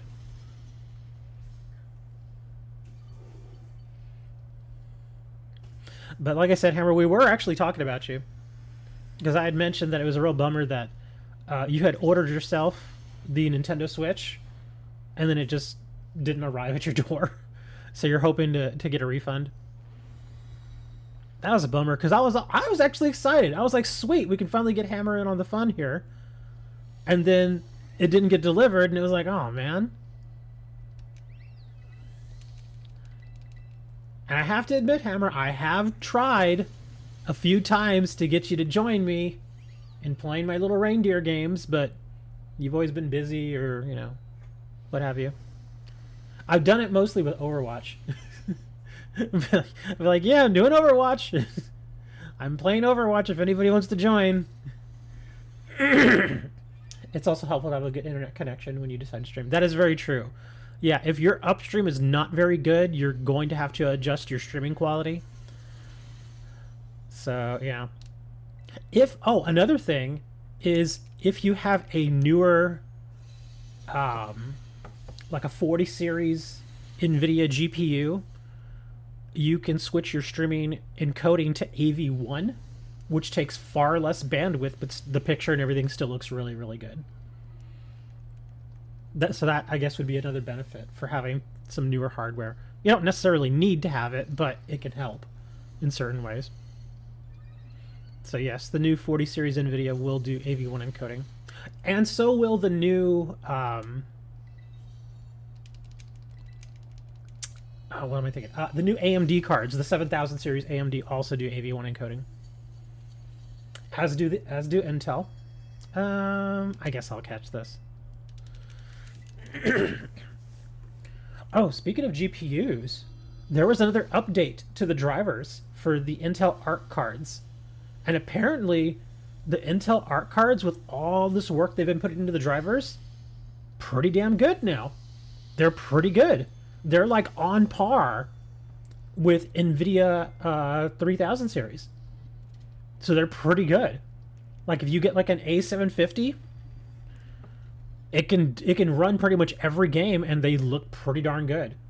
Certain games obviously are going to benefit more than others, but the Intel Arc cards are actually pretty good now, and they're cheap. You can get an A770, which is like their top of the line right now, for like $208, and it's as good, they say, as like a 3060 Ti, I think, which is kind of amazing. And the great thing about that is now I'm actually excited for their next iteration, which is going to be Battle Mage. Battle Mage should be even better now. This is what I was hoping Intel would be able to, is just kind of stick it out and try to just keep with it. Because now Battle Mage, if they're able to offer Battle Mage at similar pricing to what they have right now, that's going to look really good. It's going to look really good.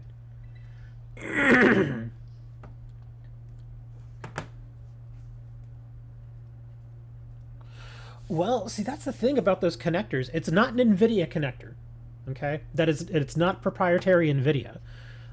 There is a, what's the word I'm looking for? But basically a group that designed that connector some time ago.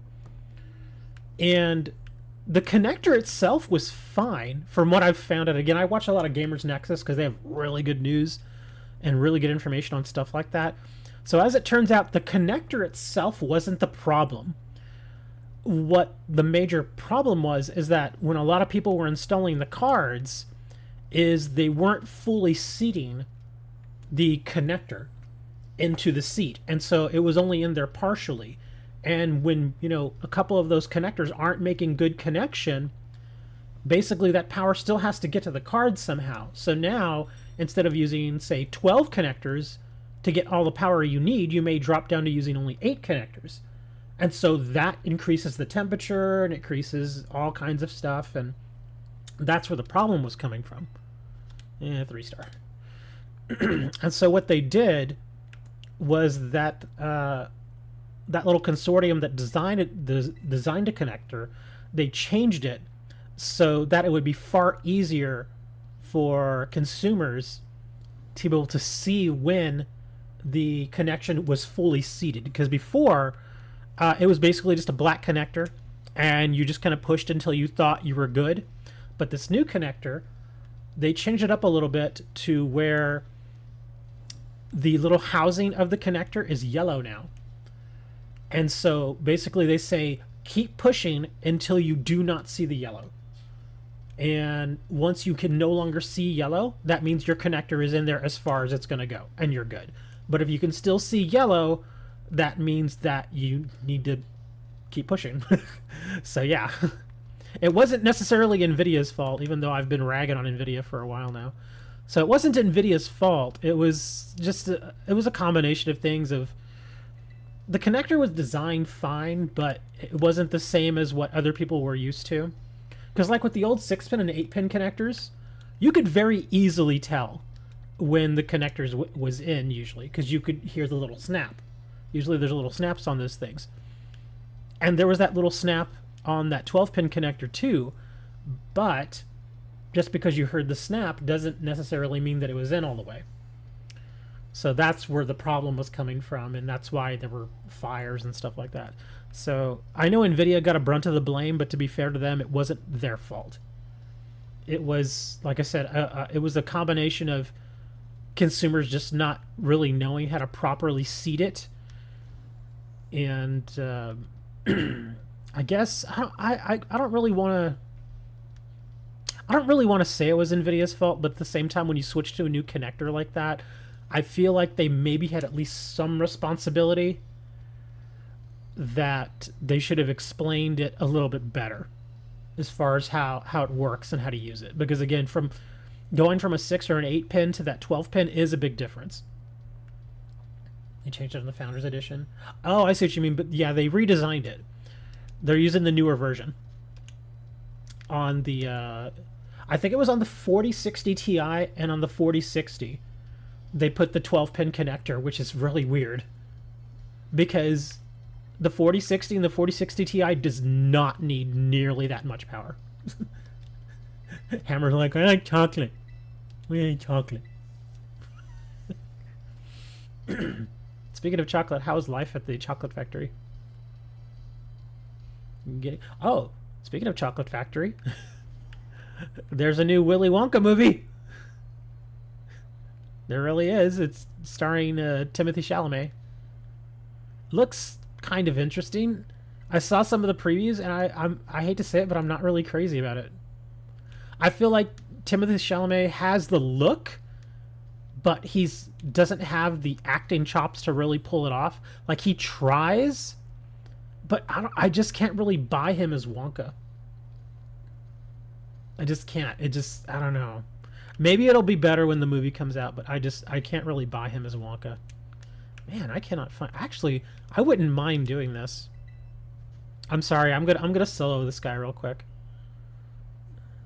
Unless you guys want to come along, it's just a 4-star. The reason I want to do this is because the Wizcash and the Barboach don't spawn very much, but I use their materials all the time.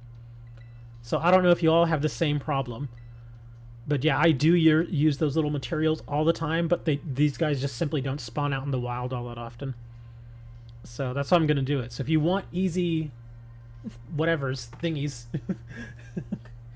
It's staring me? What? No extras from sandwiches, Sage. Oh, I guess they did another one of those 4 stars. Or 5, I'm sorry, 6 stars. Nobody? Okay, I figured if anybody was going to come, they would have already jumped in here.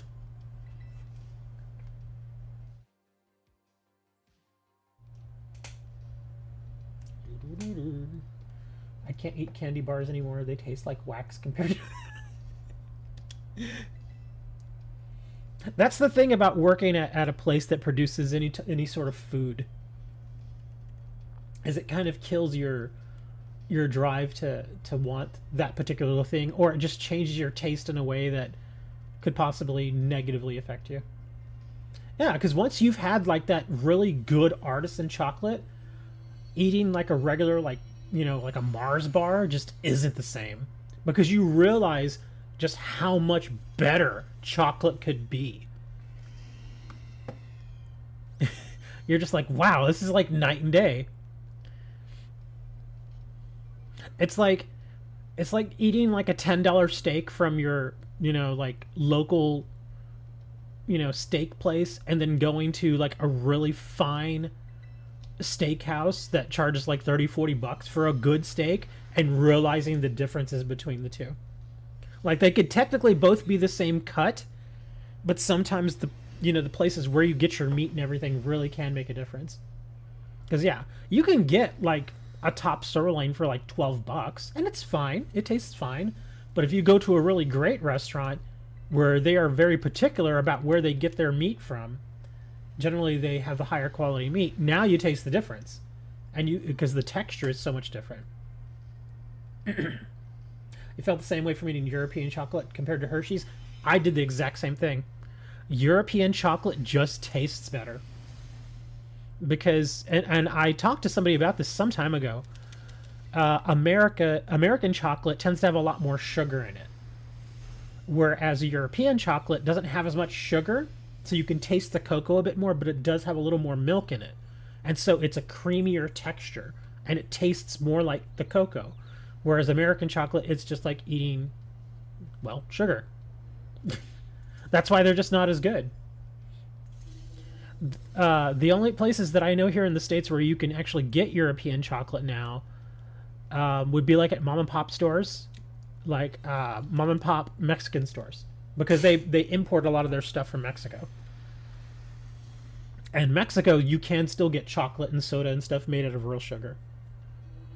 Or not necessarily made out of sugar, but made in the European style. And so there's not as much sugar in the chocolate anymore.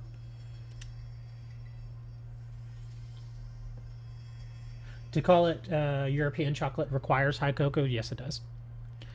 Really? Only 4 Barboach slime? That's too bad. I was hoping to get more than that. My work chocolate bars cost $10 plus $15 to ship. Well, that's the thing about certain items like that. If you're gonna spend $15 on shipping, you might as well order like $200 worth of stuff. Yeah, just order $200 worth of stuff. Get your $15 shipping worth. That's why, and I'm pretty sure I've said it in Discord and maybe even here on the streams. Whenever I get people who order cards from me, they will order like 1 card, and that card's like 5 cents. So they'll order a 5-cent card from me, but they'll pay $1 for shipping, which is kind of mind-boggling to me. It's like, if you're gonna spend $1 on shipping, order like 3 or 4 cards. It just makes more sense. But people do that all the time. All the time. It's kind of nuts. Can you get Cadbury and Lindt from Walmart? Well, that's the thing. The Cadbury here that they sell in the U.S., it's not the same European Cadbury. It's just not. Whispered code. Well, you could put the code on chat. That's fine. I don't mind waiting because then I could just talk about things like chocolate. And so I don't mind waiting. I'm gonna go check out this psychic over here. But yeah, the Cadbury chocolate that we have here in the States is not the same as the Cadbury chocolate over in Europe. They are different. Alright, let me see if I can hop in there. I have no idea what I'm getting into, but I'll see what it is. SVMCLM. Okay. 5-star Tera Caparaja raid. Caparaja, man, that guy's weird. He's just, I don't know, man. Like, there are times where he just sucks to fight. I remember one time we were fighting a 5-star Caparaja and we just could not beat him. I don't know why, but he was just beating the crap out of us. It was insane. Oh, it's another Don Dezo. SVMCL.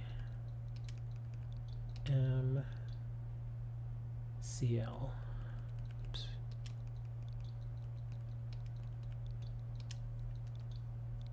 If I can't get into this... Oop, well, great. Now it's pretty much guaranteed I'm not going to be able to get in because communication failed. I was going to say, if I can't get in here, then I'm going to join Moth on his Caparaja raid. But I'm pretty sure I'm not going to be able to get in now because it's just taking too long. SVM... C... L... M. Another error? Yeah, same thing. That error really screwed me there. Moth, if you want, I will join you in your Caparaja raid. And you say it's a 5-star Fire Tera. Oh, so I could actually take my Kyogre in there. Yeah, I'll take my Kyogre in there. That works. So yeah, Moth, if you want to post your code for your Caparaja, I'll join you.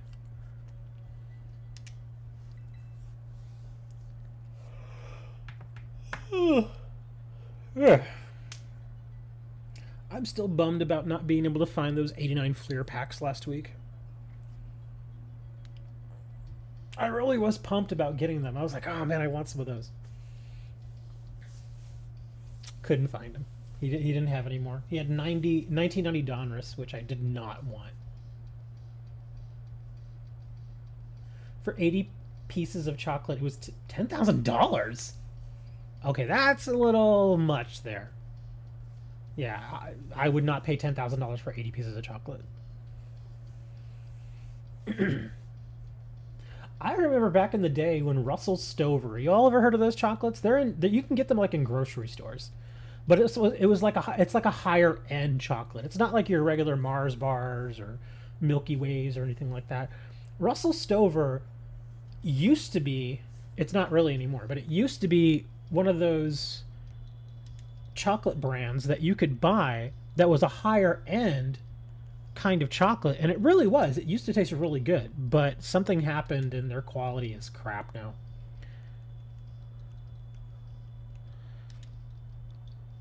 And it sucks because, again, Russell Stover used to be that higher end chocolate that was actually just kind of available to the... Cannot join the... What is going on? It has nothing to do with the Pokemon in my party. I don't understand what the problem is. SK DF QD.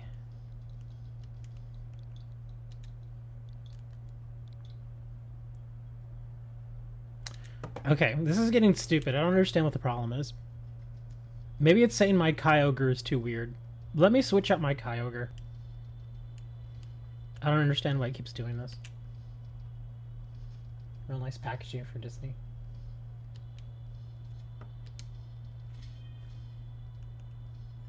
I mean, I understand why some people like the nice packaging, but I mean, I'm not going to eat the packaging. So it's like I don't care about the packaging. Is the chocolate good or not? Okay, here. I'm gonna move this over here because I think it's saying that maybe there's something. Well, here. I'll actually put my Pissimian in there because the Kyogre is really the only thing I think that might be causing a problem. But we'll try it again. Like Symphony Hershey's or high-end, like handmade. Hammer works at those places where they make like handmade chocolate, and it's not necessarily that the chocolate looks fancy, it's that it's artisan made, meaning that it's not mass produced like at Hershey or places like that. Yeah, it's a limited run product, and they actually have like chefs and stuff there that make the chocolate. It's basically a chocolatier. That's why I joke around with them and call him Willy Wonka, because it's a real chocolate factory. It's not, like I said, it's not those mass-produced ones.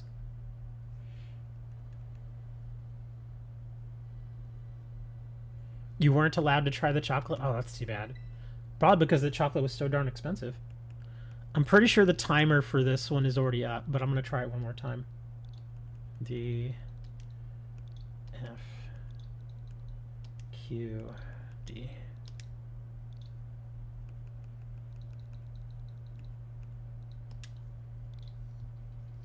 Yeah, he showed us, and again now communication error. Oh my god, this does not like me today. I'm trying so hard to get into these raids, and it just will not work. There you go, Burditch or BurdickChocolate.com. Yeah, he showed us the website before, and it's got some, it's expensive stuff. It is, but that's the whole thing, is you're gonna spend a lot on this chocolate, but it's really good chocolate. It's like some of the best chocolate you could probably buy here in the States. Yeah, and he wasn't kidding. Like some of these chocolate bars, $10.50, $10.50. Let me see what else. There's one here for $11, one for $13. But it's really good chocolate. You will be very satisfied.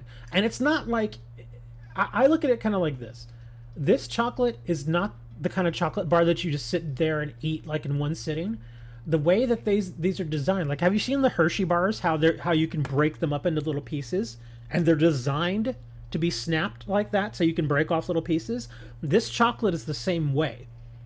And so when you buy these, you basically snap off like one or two little blocks and you eat those, and then you like save the rest for later so that you can make it last.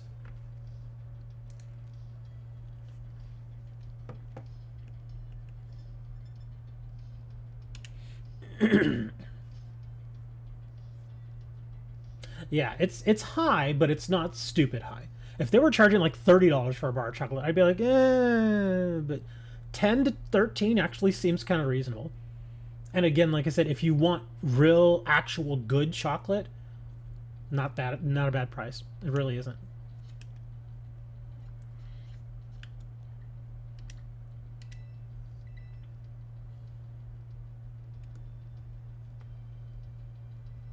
You feel the Tera raid timer should be much longer. Interestingly enough, I actually feel the opposite on that. I feel like it should be shorter. I think the Tera raid should be only 2.5 minutes for the timer. Yeah, and even then, with that particular chocolate, I think it's, and this is another thing that I do that I've found that I've seen other people, like if they get a chocolate bar, they just they chew it and they swallow it.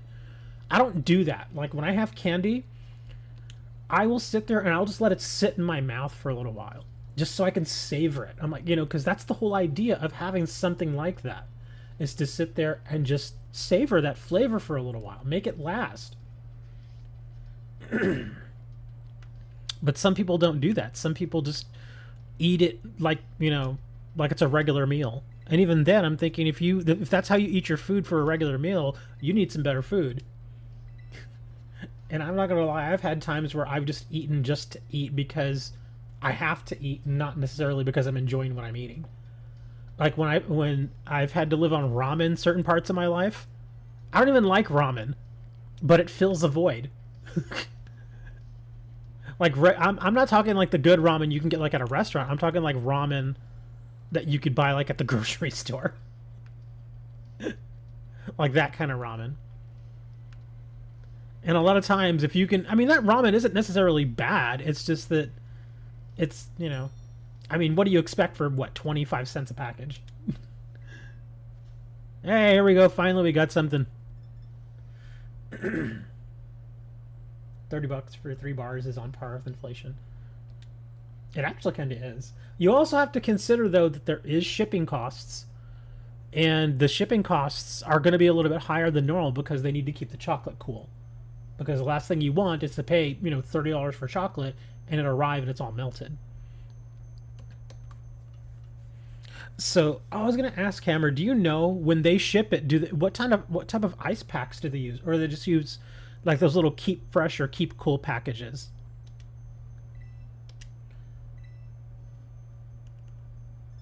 Here we go, guys. Let's do some Tauros. I think he's a water boy. Yeah, this is a water Tauros.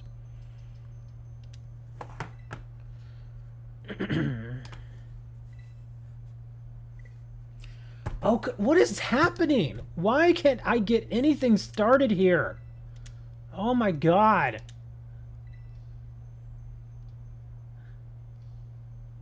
Oh, thank you.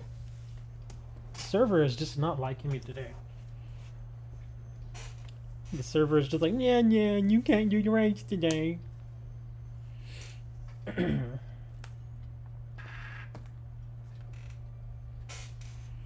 Be a chocolate snob. You eat chocolate like a regular meal. You're subpar scum and should eat with the livestock. I mean, that's kind of how it had been for a long time. Like, people that simply couldn't afford, like, good food, they would eat just, like, slop and gruel and stuff like that. They would eat... I mean, interestingly enough, that's kind of how stew got invented. Because stew was initially just a collection of different foods that got thrown into a pot and was allowed to stew. That's all it really was. You'd take like some sort of protein, like deer meat or something. You toss it in there, and you chop up a potato and some carrots and whatever else you had, and just throw it in the pot, and there you go. And that's how it used to be back in the days. There would be like a 24-hour pot. It'd be like a huge pot of food. It was pretty normal at work sites where you would have a fire, and then you'd have like this massive pot that was just always on the fire, like 24 hours a day. And every few hours, they would come by and they'd chop up like a few more potatoes and throw it in, or they'd come by and chop up like some carrots and throw it in, and that was it. And it was just, the food was constantly being cycled in and out. Every now and then maybe add a spice or something like that here and there just to give it some flavor, and that was it. And they would keep that going for literally months at a time. Or a bunch of rock stew. Rock stew is actually not necessarily a bad thing because you have to remember, salt is a mineral, but it adds flavor. So that's why people would put stuff like rocks in there, so that little tiny bits of the rock over time would, you know, flake off, and it would give a little bit of an earthy kind of flavor to it. That's another thing, yes, is you could add in like cow bones, fresh cow bones, and just let them sit in the stew, and over time the marrow would slowly work its way out of the bone, and that's how you would get kind of that broth beefy type of flavor. Really, nobody's gonna join me for this guy?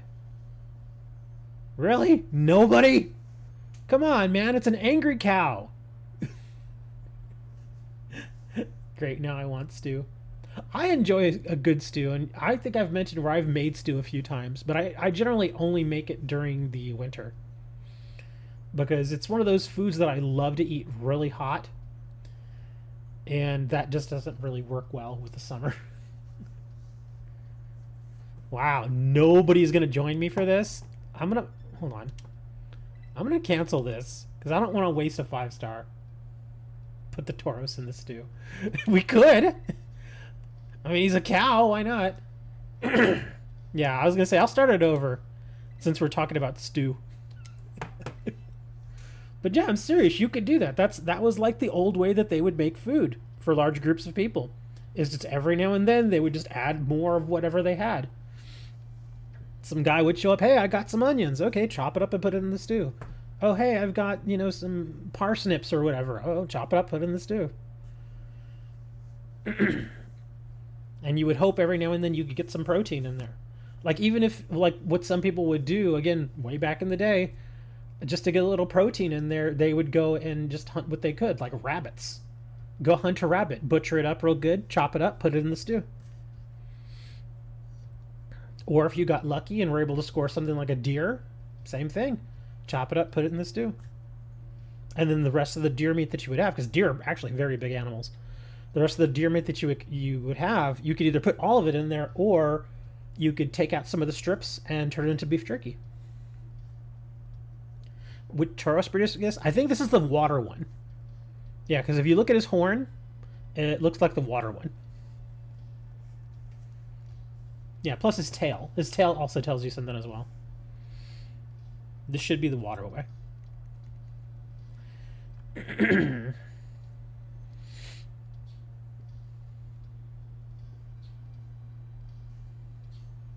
Heard there's a stew in Vietnam that's been stewing for 30 years, and they only add when they use some, so it's cycled.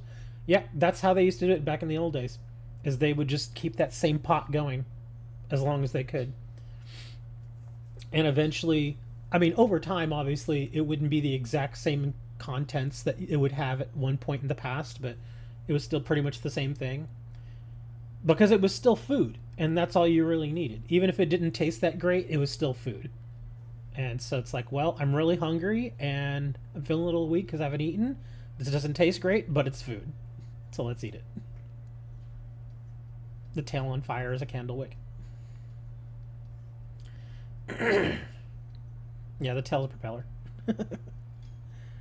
Hey, there we go. We got one more person in here. Okay, good. Just remember, this is a ghosty boy. Okay?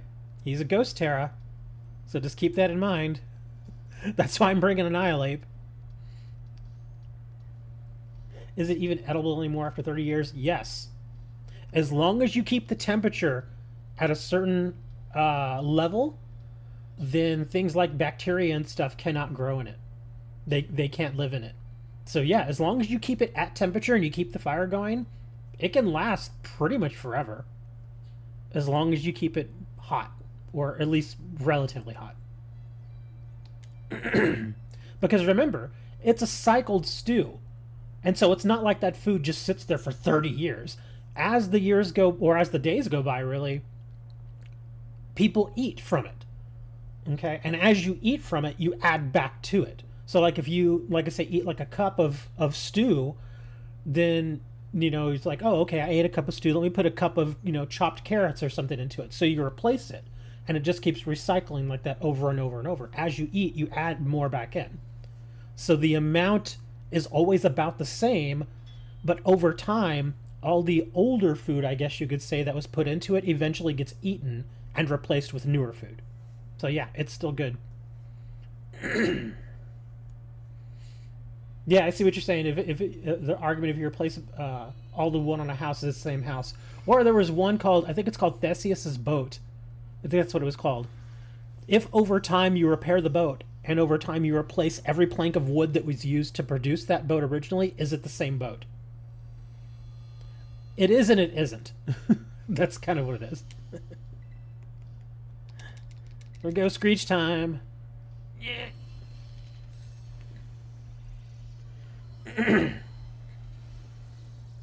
Oh, so we're screeching and metal sounding this guy. Okay. It's fine, whatever works, man.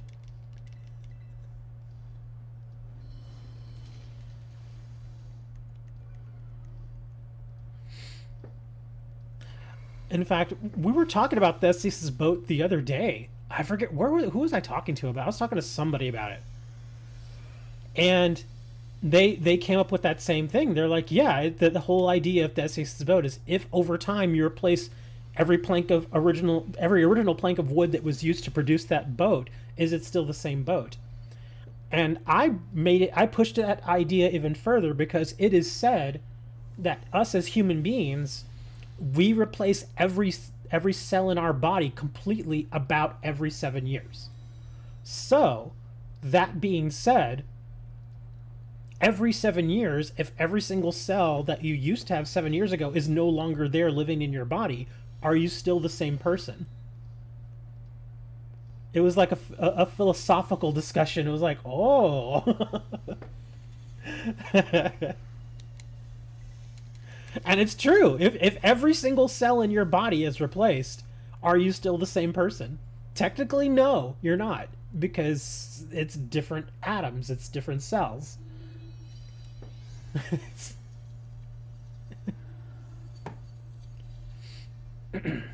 I think stuff like that is the reason why we forget. I'm not kidding. Because think of something that you experienced yesterday. When you think of something that you experienced just yesterday, it's pretty clear in your mind. You remember what time it was and how the weather was and what you were wearing, that sort of stuff. But over the years, those memories start to fade. And if you really think about it, if the cells in your brain are being replaced every 7 years, being replaced with copies, do you think that's the reason why your memories fade? Because even though it's a copy of that memory, it's not going to be 100% exact. You know what I mean? Just like Theseus's boat. Is it the same boat? Well, I guess in a way, yes, but in a way it's not. So something gets left behind every single time. The only reason you are still the same person is due to your body having the same memories. And that's what I was just mentioning right now, is that over time, your brain is able to duplicate those memories, but every single time something gets left behind. It's kind of like digital data. Are you familiar with how digital data works? And by digital data, I just mean like, ones and zeros on a computer hard drive. There is something called bit rot. And over time, the data that's on any computer will eventually start to decay. Meaning that, like, say, for instance, if you make a copy of something like, I don't know, like a song, and you stick it on a hard drive, over the years, although it is digitally stored, it will start to rot and decay, meaning that certain bits of data within that particular file will begin to basically rot to the point where it will be unusable after so long. Yeah, basically bit rot. Exactly. Because it just, little things start changing like that. And over time, if you do that enough, eventually you're left with something that is completely different than what you originally went with. And you could kind of apply that thinking to aging. Because think of it, think of yourself when you were like 10. Okay? You were young, you were vibrant, you were able to recover from injuries really, really quickly, that sort of stuff. And then if you picture your same self when you are, say, 50 years old, yes, you're still, I guess, in a sense, the same person, but now your body's not able to recover as quickly, and people are like, well, why can't we recover as we used to? And the whole idea is, well, we're getting older. Okay, well, the aging process in and of itself is sort of like data rot. Yes, your body is replacing the cells of the cells that die, but when you replace something over and over, when you duplicate something over and over and over again over a number of years, decades, little errors will begin to pile up. And I think that's what aging is. That's why when you're 50, you're not able to recover from, exercise and injuries and sicknesses and stuff like that the same you were as when you were a younger person. Because yes, your body still knows how to do it, but the instruction set that it had been using has now changed it a little bit. Teratomas, DNA trying to replicate and it fails. Yeah, bit rot is aging. Yeah, that's what I'm saying. It's an interesting idea, and it really is like it's one of those things that you can really think about, and I find that stuff really interesting. Some people hate it, though, because it kind of blows their mind. I think it's actually awesome. I love thinking about that kind of stuff. And Dre shows up, he's like, what are we talking about? We're talking about bit rot and aging. And I'm still looking for another 5-star as we're discussing bit rot.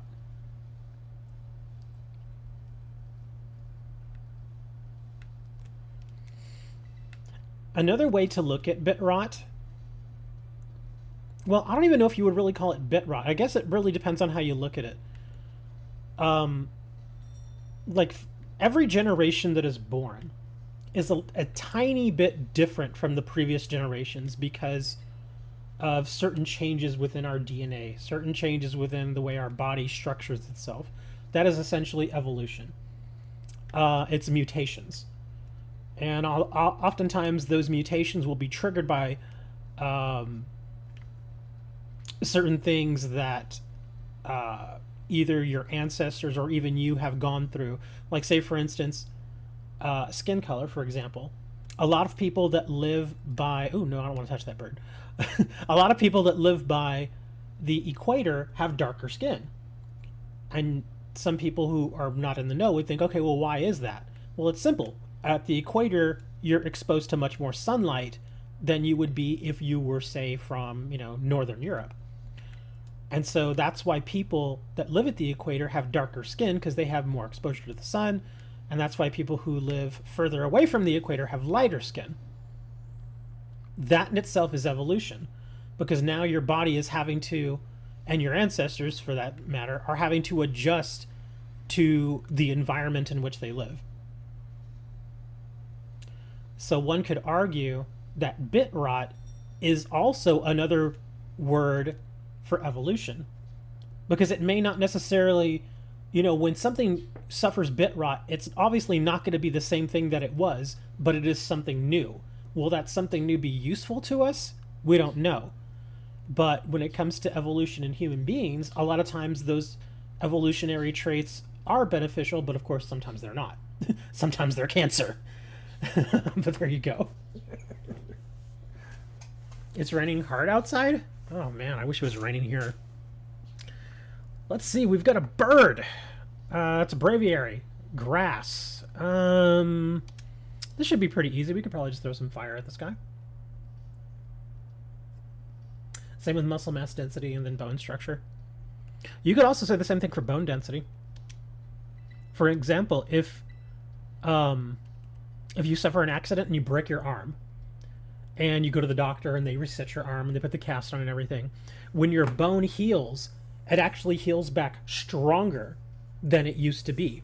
So your arm breaking in a way could have actually been beneficial for you, because now that particular bone is much stronger. Kind of an interesting thing. The only bad thing is that you have to suffer the broken arm in order to eventually reap that benefit. So I wouldn't say just go do it. Don't go around breaking your arm for the heck of it. I've got really strong bones now. Why? Because I broke them all. And they had to heal.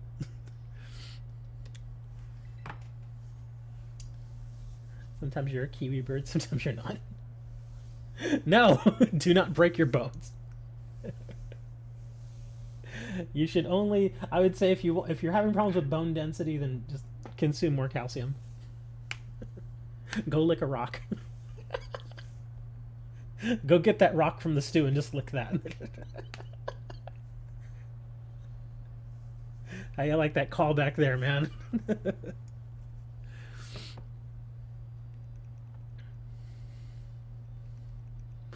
I forget. I heard a story. I didn't. This was something I heard like secondhand. A story about a geologist that had this habit to help them identify rocks, certain rocks. They would lick the rock, because then they could literally taste the minerals that were in that rock and use that data to help identify what it was. And I was like, really? And they were just like, that's not the first time I've heard of geologists doing that. And I thought about it, and I'm like, yeah, that seems like a very geologist thing to do. Because it seems a little weird, but at the same time it makes sense. Because when you lick it, and you can taste the different minerals, and if you are keen enough and educated enough to be able to identify them by taste, why not, right? I broke my radius and ulna, and now my left have rotational issues. Are you talking about your shoulder? Or your hand?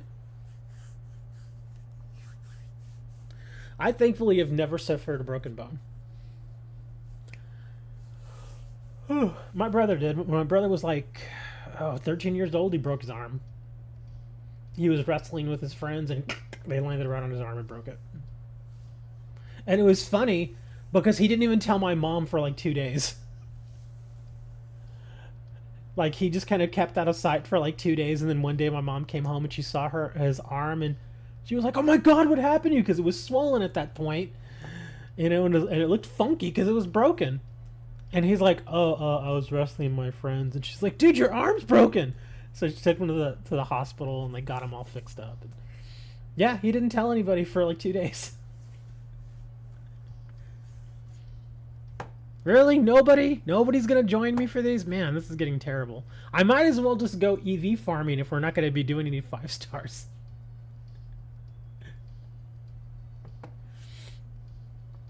They catch me too with more toughness and less flexibility, less mobility. I don't think I think my brother did mention that after he broke his arm, there was problem, because you know how like you can turn your arm left and right so that you can kind of, you know, flip your hand up and down. My brother had mentioned years ago that he actually has a problem doing that because the bone, it healed and it's stronger, but it didn't heal quite right. And so whenever he tries to turn his hand, he can't turn it all the way. Maybe that's what that is.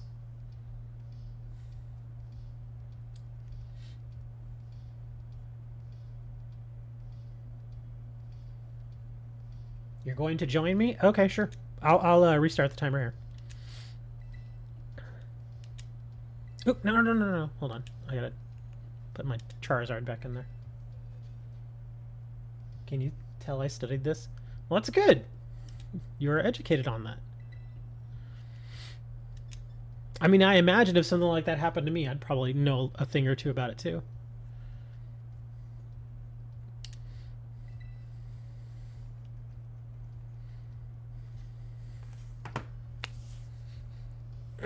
Like, I know a little bit about the gallbladder because I had mine removed years ago, like many years ago at this point.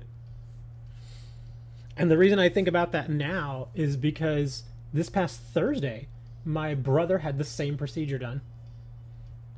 He also now does not have a gallbladder, which I'm coming to find isn't actually that uncommon. The only thing is that that sort of thing tends to happen when you're older. So it tends to happen when at my brother's age. My brother's 47.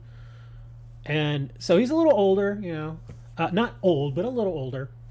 And so that's usually when that sort of thing happens. It happened to me when I was in my 20s, but it made sense because when I was a younger man, or actually when I was a teenager, I would suffer from really bad stomach pains almost constantly. Basically from the time I was about 15 until I was about 17, it just got worse and worse and worse. And so I went to the doctor, and at 17 years old I had ulcers, which is bad. You do not want ulcers at 17. It just doesn't happen. It's not supposed to happen. But they treated them and all that, and they got me fixed up. But then a few years later, when I was in my 20s, I started having the pains again, and I was like, oh crap. So I went back to the doctor again, and my stomach was fine, but they did, I guess, one of those, what do they call them? Oh crap, I forget what they're called. It's that thing where they put that gel on your stomach and they put that thing on you. What is an ultrasound? Is that what it is? Yeah, ultrasound. So they did one of those, and I went and I got the test for it, and then I went home, and like an hour later my doc calls and they're just like, yeah, you're gonna have to get your gallbladder removed. And I'm like, what? And they're like, yeah, you've got your gallbladder is screwed. We got to take it out. I was like, oh, okay. I was like, is this unusual? And they're like, yeah, it's actually not that unusual, but yeah, it's got to go. So yeah, like I think I was like 24 or something. I was pretty young, and had to get my gallbladder removed.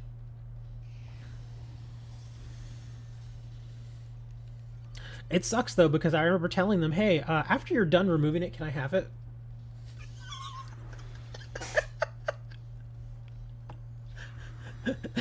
And the doc was like, what? And I was like, I want my gallbladder. Can you put it like in some formaldehyde or something? And he was just like, yeah, sure. Because I said that as I was about to be put under for the surgery. I wasn't kidding though. And I remember when I woke up and I finally kind of got my wits about me again, because you know how it's like when you go under for surgery, you know, anesthetic or anesthesia, you're a little out of it for a little bit, even after you wake up. And so I remember the surgeon came in and they were like, yeah, everything looks good, and you just got to heal up and it's going to hurt for a little while. And I was like, so where's my gallbladder? And he was just like, what? And I'm like, I want my gallbladder. Where is it? And he's like, oh, you were serious? I'm like, yes! I want it! It's mine! I want to keep it. The insurance paid for all this. I might as well keep the damn thing.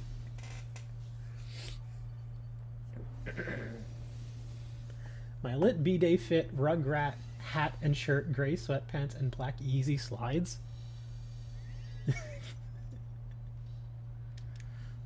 I've seen those Yeezy slides. They're weird looking. They look like the Yeezy slides. Are they just like foam? They look like foam. Like you just kind of slide your foot into them and they're just like foam shoes with maybe like a rubber bottom. Is that what that is? Because that's what it looks like. I don't think I would ever wear those things, but they're kind of interesting. Plus those Yeezys aren't they like super expensive? Richard is ignoring me. I'm sorry. I'm trying to talk about my surgery while playing Pokemon while trying to read chat. I'm sorry. I can't get through all of it. Okay, since this raid is now over, let me jump back in the chat and let me kind of read back up here. Hold on. Let's see. Mobility. Okay. Eugenics is stupid the way that people did it with modern since it's possible to find the genetic code that can cause cancer and autism and other disorders and stop it from happening. That it can work. From what I understand, it can work. The problem is that it takes time to find that stuff, because you would think, okay, we found it in the genome, so if we go and we take somebody's DNA, we should be able to locate it there as well. Unfortunately, it's not that easy. Like, they know what to look for, but the problem is you still have to go look for it, which takes time. And of course, in the medical field, time takes a lot of money. So it can get very expensive. I think that's probably why we haven't gotten to the point yet where we can basically breed out or find ways to get rid of cancer before it even affects us. Because it's just simply too expensive right now. It'll eventually happen. As the stuff gets cheaper and cheaper, it will eventually become a reality, but right now it's just too expensive.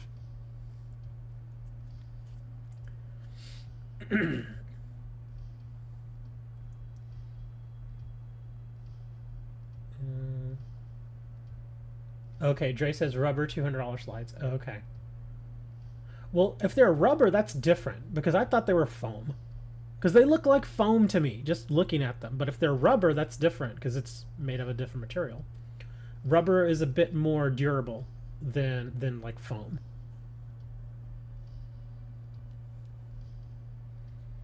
Yeah, and if worst comes to worst, you can just put it on your car and use that. I don't think it would work with prevent cancer. You have to prevent abnormalities, but abnormalities are what make us different over time. Reason we are taller than 200 years ago. Well, another reason that you could argue as to why we're taller now than we were 200 years ago is because our access to good edible foods is also much better now. Think of it. Think of, just to kind of give you an example, think of us here in the United States. We have access to pretty much any food we want. And it's plentiful. We can go and buy meat and rice and chicken, and we can buy as much of it as we want. And so food is plentiful. Food is, I don't want to say it's cheap, because things have gotten more expensive, but we have access to it basically. Whereas if you go to other parts of the world where things like beef and chicken aren't as plentiful, like certain parts of China, the people there, you'll notice, are shorter. They don't have as much muscle mass. and they tend to not be as overweight as Americans are. So I think the access to food is a big deal now. Genetics does play a role. I'm not saying it doesn't, but I think the access to food is probably, I think, one of the biggest reasons recently why we are bigger and stronger and taller now than we were 200 years ago. I mean, because think of it. Here in the United States, and I think this, I don't want to say this is even a unique problem for people in the U.S., but it feels like it is. We live in a country where our poor people are fat. Just think about that for a minute. Our poor people are fat. Which is very interesting because, okay, well, they may be poor, they may not drive nice cars, and they may not have nice houses, and they may be living paycheck to paycheck, or they, you know, their clothing isn't new or anything like that, but at least they have food. So that's, yeah. I think they will cure it in regards to the second it's detected if it dealt with, but completely stop cancer from everything starting now. You can never stop all cancer. It's never going to happen, but you can stop some diseases. You can either breed them out, or you can find ways to simply remove them from the genome, which is still very early on, but I think, like I said, with time, things will just get cheaper. Studying and research and all that will get cheaper, and hopefully we'll eventually get to that. Sure, I feel that if the U.S. government was funding it, though, it might go faster. I don't think the U.S. government will. As long as... And I know some of you guys are a little religious, and I'm not knocking religion here, but I think if religion didn't play such a huge role in the U.S. government, we would be far, far further along in certain respects as far as medical research. But because there are certain people that think that certain things are immoral and whatnot, then it's going to go slowly.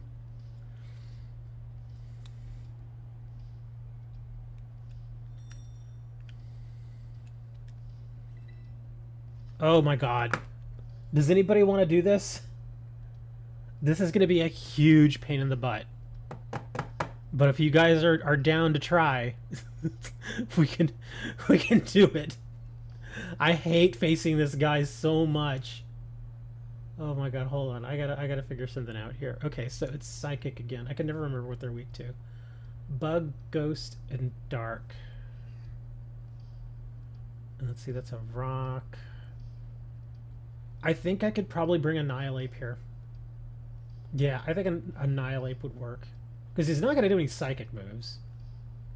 Okay, yeah, I'm going to try Annihilate. This guy is such a pain in the butt.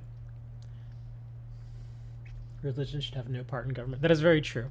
Or at the very least, if they want to have a say in government, they should at least pay taxes. Because that's kind of why I get to vote, because I pay taxes. I think if you don't pay taxes, you should not get a say. Why? Because think of it. If you don't pay into it, why should you get any say in how that money is spent? But anyway. Alright, here we go. We're going to do some Annihilate.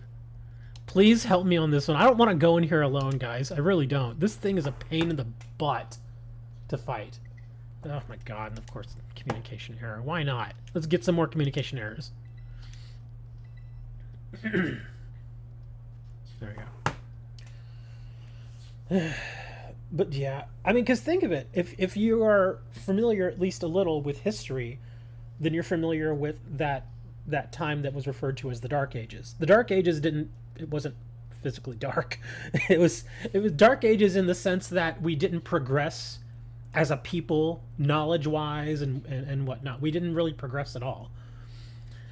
We were just kind of like, eh.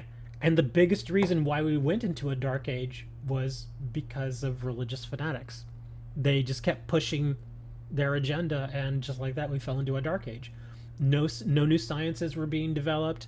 No new medical techniques were being developed. I mean, there were some, but it was far less than what we could have done.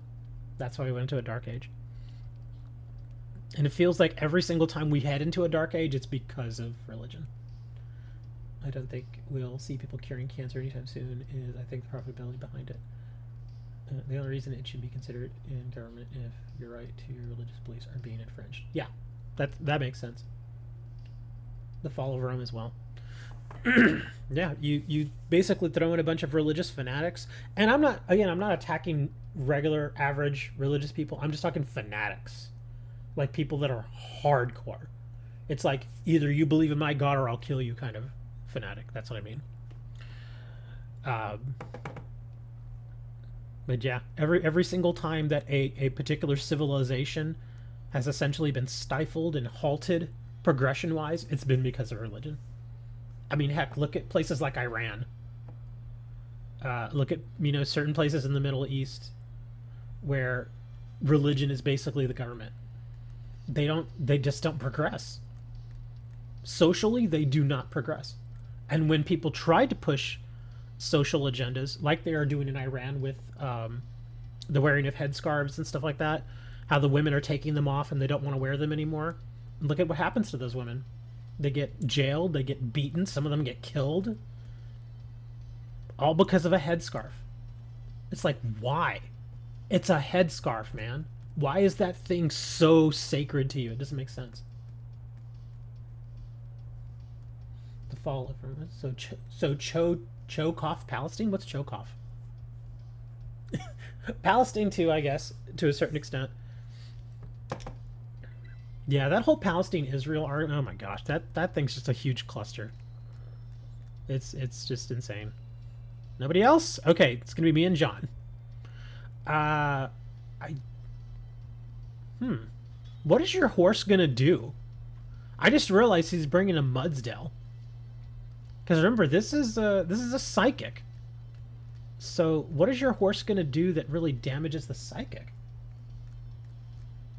I guess we're gonna find out. Because like I said, this guy is not easy. Because his defense is always really high.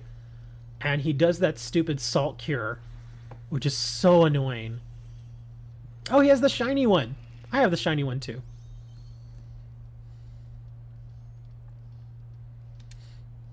Alright, so we're gonna screech.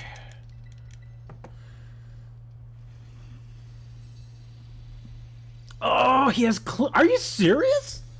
He has clear body. Oh no, this is even worse. So the dude has clear body. I've never seen one of these with clear body. Oh, he's already salt curing me. Darn it. Wow, this is going to be even harder. I don't think we're going to win. Yeah, because I can't lower his... Can my move please go through? Thank you. I can't lower his defense. Wow, this is gonna suck. Where are you? This is why I wanted to get more people in on this, because this guy, even though he's a 5-star, he's never easy. And again, you can't get the salt cure taken off you no matter what you do unless you die. It's on you forever, pretty much. I think I'm just gonna rage fist until I die, and then when I come back, I'll Tera and see if I can get that to work.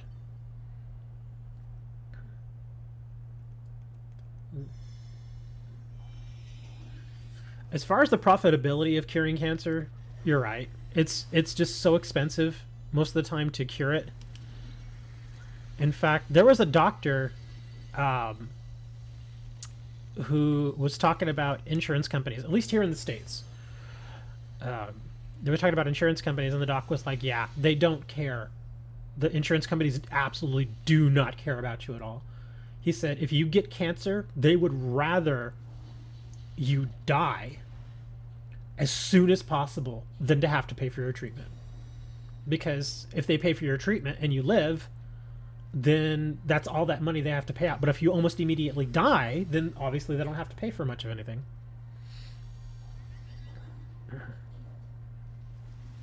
Kind of sad, really.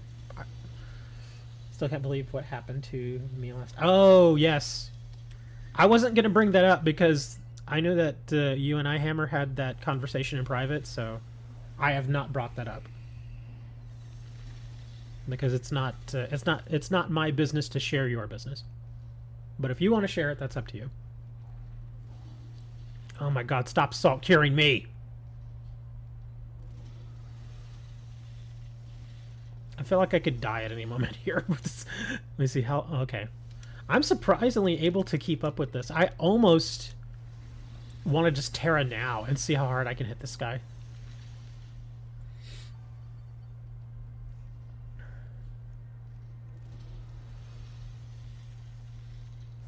Oh, that reminds me. I need to check outside in a little bit. I've got a package from Amazon coming today. I did the bad thing that Serenity was telling me not to do, but I did it anyway. I feel upset. I don't appreciate the help. Yeah, like I said last night, I mean, that sort of stuff happens. I'm not saying let it happen. Obviously, you don't want it to happen, but all you can really do is learn from it, right? Oh, crap. There we go. Yeah, I knew I was going to die eventually. Yeah, I have a lot of packages coming in the next few days, actually. I've got a package coming today. I've got another one coming on Monday from Cardboard Gold, and then the one that you sent me. That's going to be here on the 18th. Okay. No, come on. Let me... Tera already, darn it.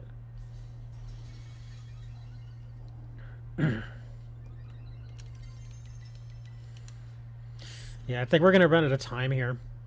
This is the biggest issue with Garganical, is that you're constantly having to worry about the salt cure, and so you just eventually...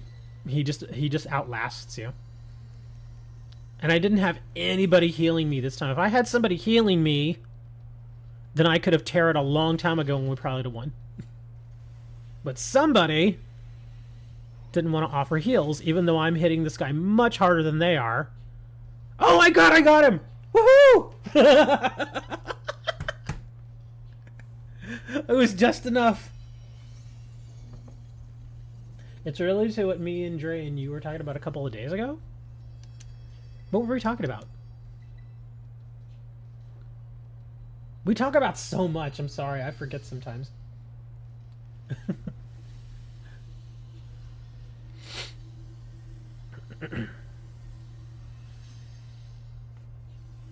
I can't believe we actually won that. I thought for sure we're gonna... Investments. If you sent me silver, dude, I'm gonna send it back. Hey, look at that. We got salty herba. Not that it matters. We got the bottle cap. Big pearl. Knackly salt.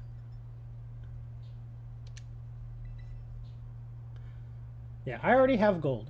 Like, I have physical gold. Do you want to know what my physical gold is? My physical gold is my old wedding ring. I'm not kidding. I still have it. I still have my old wedding ring. I didn't sell it or anything, but I still have it. And if need be, I can always take it and melt it down or something. But I still have my old wedding ring because it's gold. It's only 10K gold, but it's a good size ring, so it's worth a little money. But yeah, I still have it. What? Why? I can't accept that stuff. It's gold, man. You need to keep that for yourself. I know you're big with gold. And silver. You had mentioned you buy gold and silver. Like physical gold and silver. I think I would feel more comfortable accepting stuff like that or buying stuff like that, period, if I had like a real secure place to keep it. Because as of right now, if I have anything that has like serious value, I usually just hand it over to my mom, because my mom has safety deposit boxes. She's got like 3 of them. And so, yeah, I just usually hand it over to her, and then when she has a chance, she runs it over to her safety deposit box and sticks it in there. Gold is 2K an ounce, silver is 28 an ounce. I've actually got a ton of gold sitting in my house here just doing nothing. Yeah, seriously. I have, like, have you seen those videos where people will take stuff like old electronics or old RAM sticks and they will get the gold out of them? It's a painful process. It takes time, but they can actually do it. Like, there was a guy, I've seen a couple of his videos. One, he took like I forget, I like 200 RAM sticks, like old RAM sticks, and he basically cut them up and he put the little gold flakes and stuff into like this solution, and it took a while because he had to get them to release from the PCBs and all this stuff, and it took him a while. It took him like 3 days, lots of chemicals. And when everything was said and done, he did have a nice little lump of gold that he could use. But the problem was that the gold itself, he valued it at something like $90. But the chemicals and everything and the time that he had to take to get that was valued at about $200. So whereas he was able to get the gold, it cost him more to actually procure the gold from those RAM sticks than it costs to actually just go and buy gold on its own. How much gold would there be in a single RAM stick? Not very much. A very, very small amount. That's why you have to do them in big clusters like that. Or you could also do them. He also, if I'm not mistaken, the same guy did them with old CPUs, because the contacts on the old PGA CPUs have gold on them, because of course obviously gold doesn't rust. That's why they use the gold plating. And so he did the same thing there. Is he basically put them into this weird solution. It was like kind of like an acidic solution, and left them in there for several days, and was able to finally get it all out. And once he did it and melted it down and everything, again, he had maybe about $100 worth of gold, but it cost him a good chunk of money to get the gold out. The good thing, I guess, about that is that he still has the gold. And as Hammer has said many, many times, gold over time will continue to increase in value, which is true. So at least he's got that. So whereas it may have cost him the same amount of money to get the same value of gold out of those CPUs, if he just takes that little lump of gold and sticks it in a drawer or something, and he comes back to it 10 years later, it'll be worth more, usually. Most likely it will. So you do have that. But yeah, in something like a single stick of RAM, the gold is minuscule. It's so small. It's such a small amount. Yeah. That's why most people just throw stuff like that away, because the amount of work that you would have to put into getting out that tiny little minuscule amount of gold is most times not worth it. Like, have you ever seen, and this is kind of a sad thing, I forget what country it's in, but there's like this massive dump of old electronics in this one particular country.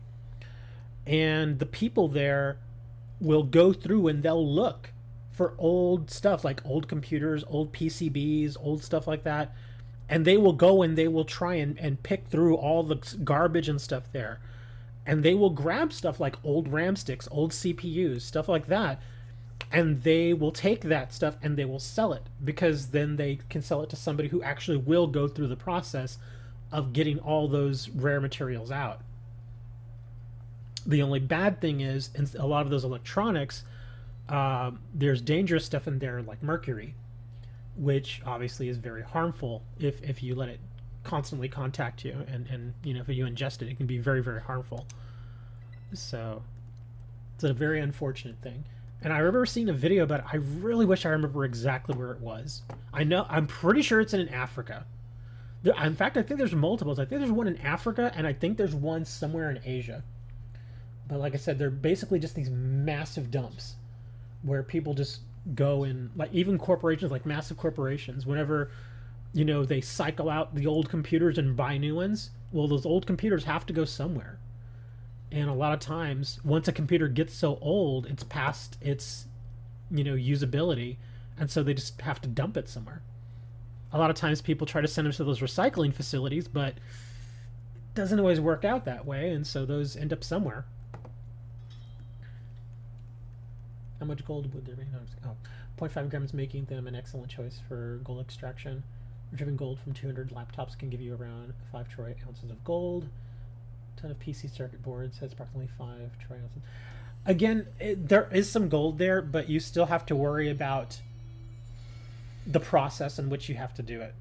Because again, if it's just you, if it's not like a major thing where, you know, you have a company that, you know, that's all they do is they process this sort of stuff. If it's just you, you have to take into account that you're going to be exposed to certain chemicals that you have to use to extract the gold.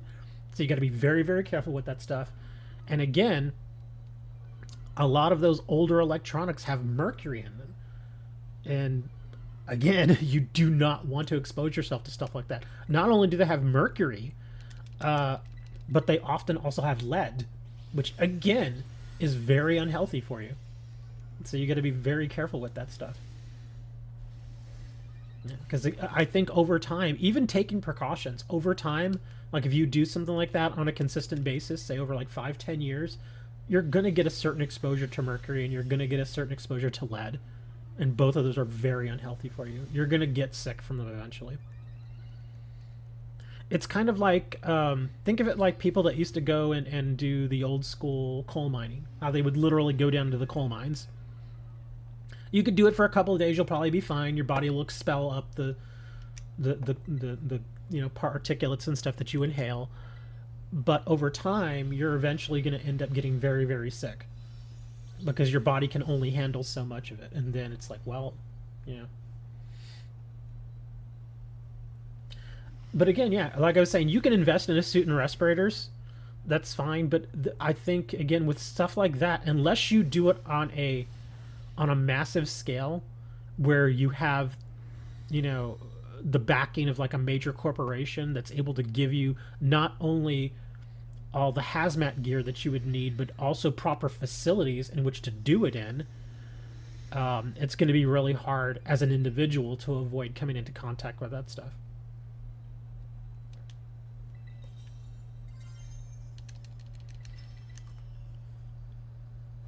Like I said, on a small scale, you'll probably be fine. But if it's something that you're doing as a way to make money, like for a number of years, it can be kind of dangerous.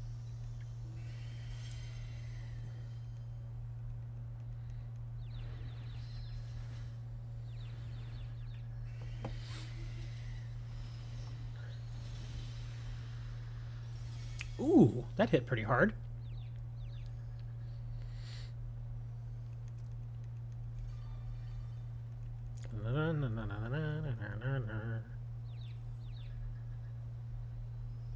Alternative is a solution of acidic acid and an oxidant, non-toxic technique to dissolve gold, which is stripped from circuits. That you could do. John, you need to heal yourself. John, sometimes you need to take that turn instead of attacking. You need to just heal yourself. Yeah, you're a little low. I mean, we'll be fine here because I'm hitting the crap out of this thing. But sometimes you just gotta, you gotta heal yourself, man. Especially if we're facing stuff like 6-star, you absolutely would have to heal yourself at this point.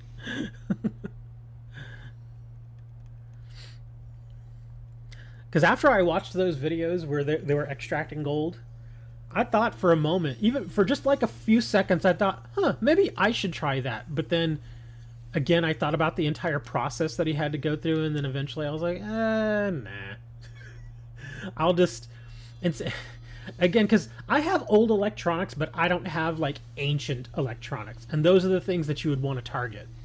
Because certain older electronics do still have some uses. Like, perfect example was the NAS that I had. I mean, think of what I used for that NAS. I used an old AMD motherboard, which was just sitting here. I used an old AMD CPU. Wow, more Mystica. We're starting to hit a lot of these. I used old DDR3 memory, and all that stuff still worked. And it was efficient enough and powerful enough to run what I needed to do. So a lot of those electronics, they, like I said, they still have uses. I think the stuff that you would probably want to, I guess, mine for those sorts of things would be like really old computers. I'm talking computers like from the early 1990s and before. And the sad thing about that is those are the computer parts that tend to have a lot of the mercury and the lead in them. A lot of newer parts, some of them may still have some, but it doesn't have nearly as much as the old stuff did. Oh, speaking of lead, here in the United States, old phone lines, apparently, that were set up like well over 100 years ago that were set up between basically like 1880 and 1960, they are aging to the point where the protective coating that was placed on them is no longer there. And unfortunately, those old phone lines were made with lead. And so now all that lead is slowly being able to basically make its way out of those old phone lines and is seeping into our soil and into our water supply, which is awesome.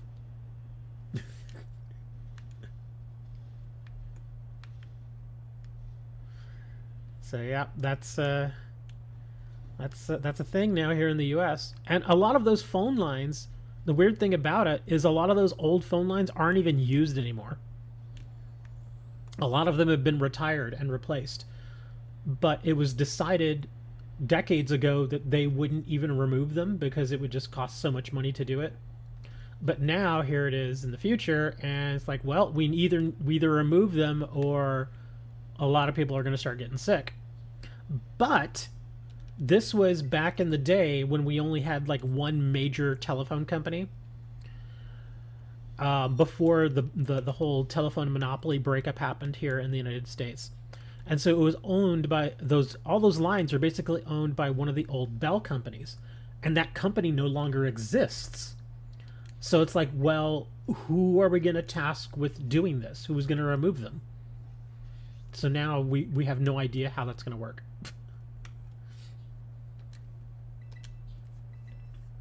Yeah, still have old phone lines in your backyard. Well, again, I'm not talking just regular phone lines. I'm talking like the really old ones. Like the old ones. Like I said, these were put up between 1880 and 1960. Post 1960, they started making them different, and so they didn't have lead in them. So you may have old phone lines that were put in there like in the 70s or 80s, and they might be fine to just, leave them up because they may actually still be in use. But the ones I'm talking about specifically, they were just left there because nobody wanted to take them down. The old Bell company that owned them didn't want to have to deal with it. And so that's why they're still there. And like I said, these are the very, very old phone lines. Alternative is a solution of acetic acid and an oxidant technique to dissolve gold, which is stripped from circuits in about 10 seconds, leaving intact copper, nickel, iron, and other materials. I do not know enough about that process to say if that's good or not. It could be. I mean, it sounds impressive, but I simply don't. Like I said, most of my exposure to that is just in a few YouTube videos that I've seen. So yeah, I definitely don't have the knowledge to really opine on if that's good or not. You got a Clawitzer 5-star grass Tera. Let me check this ghost real quick. Okay. So yeah, we're going to do your Clawitzer. So let's see. 5-star grass. I guess a flying type would probably be best. John, go ahead and share your code and I will jump in there. If it lets me. It hasn't been letting me join other people's raids for some reason, but I'll try. Yeah, break out your code, sir.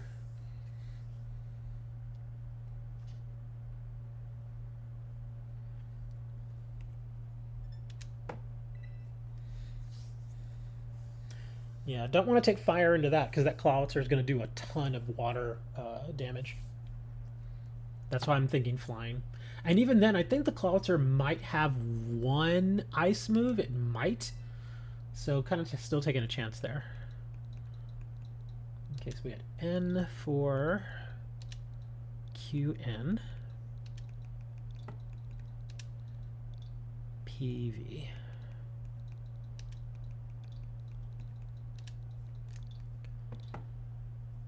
Okay, if it doesn't let me join for another reason. What is... I just don't understand what the problem is. I'm going to restart my game. Okay, I apologize, John. You're probably going to have to redo the code again.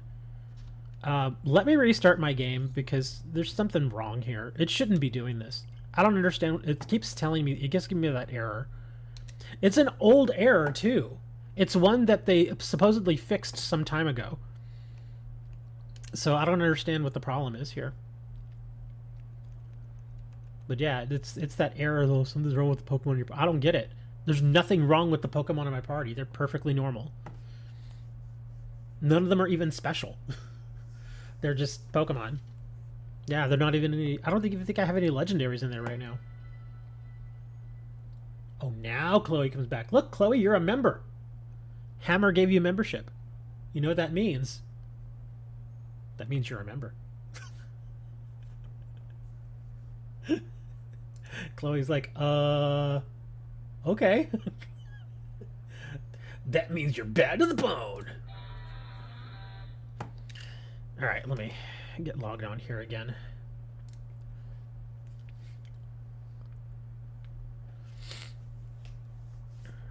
Okay, let's try this again. Okay, John, I imagine at this point you've probably already timed out. So if you'd like, I will kindly ask that you share the new code that you have. Because even if I do put that current code in there right now, I'm not going to be able to get in time.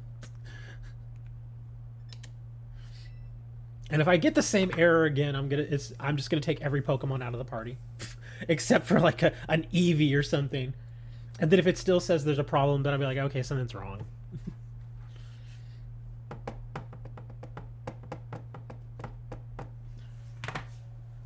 What earth did I do? Huh. I have no idea. Okay, M9M. Sorry, I was looking for something here.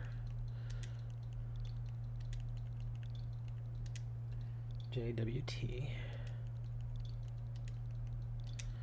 Okay, come on. You should work. There's nothing wrong with the Pokemon in my party. Oh, come on! Trying this again. Hold on. JWT. If I get another error, I just... Jesus Christ. I don't understand.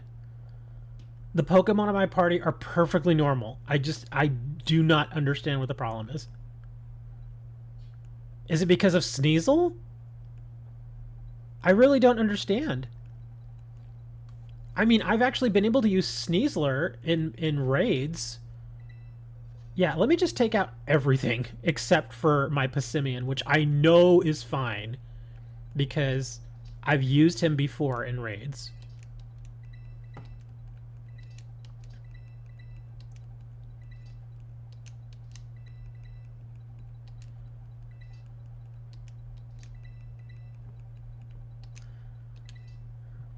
I'm gonna try to sneak in here one more time, John.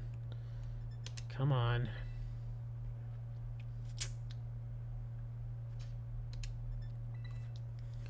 Like I said, I know the Passimian is fine. I've used him before. Had no problems with him. I think I may have already timed out his raid, though. JWT. Oops.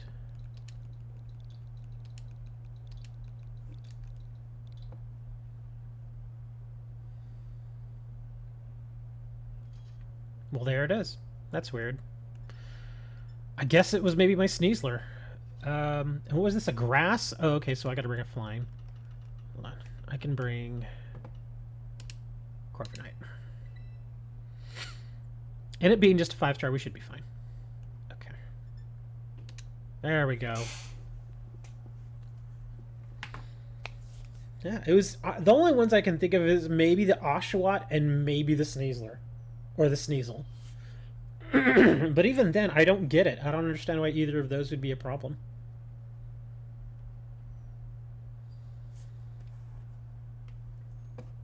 Let me restart my music here. We're already about to hit the 3-hour mark.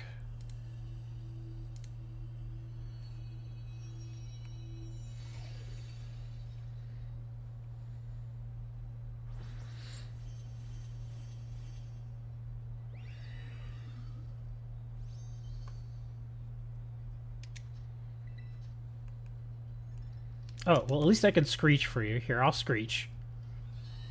Yeah, unfortunately, I don't have any flying moves on this guy, but I can screech for you.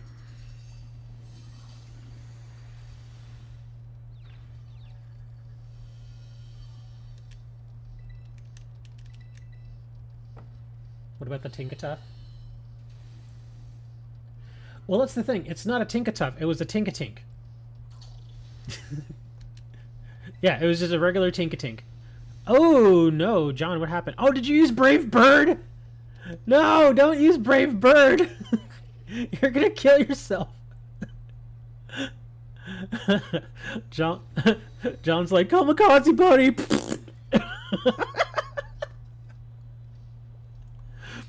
I mean, you hit it really hard, but you died.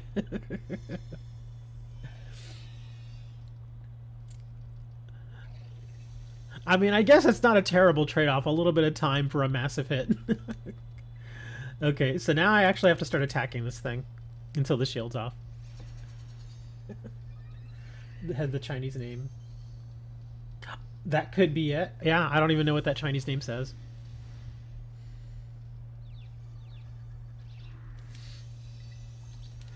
Maybe it says like butthead or something, I don't know.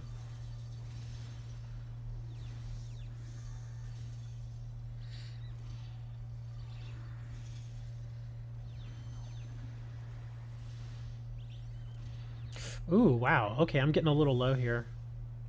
No, I'm confused. Here, I'm gonna heal.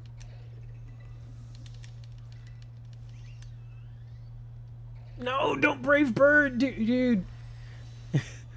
Right now is not the time to Brave Bird again, John. Remember, when you use Brave Bird, you take a ton of damage. Oh, and he just Tera'd too. No! Again, I know you hit him hard, but you died.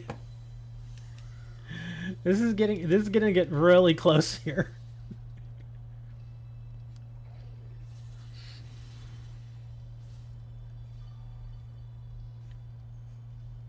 I kind of want to get the translator on my phone going now and just see if I can figure out what that Chinese name says. Because if it does say something offensive, then obviously I need to change it. But I just left it because I don't really care.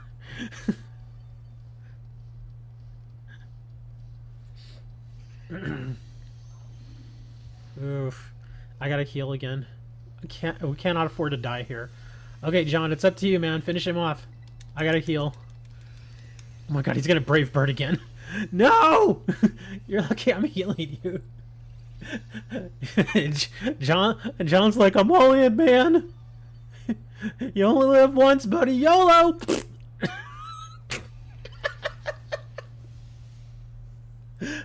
Those last few heals. Okay, that's a little crazy. Hey, Andre.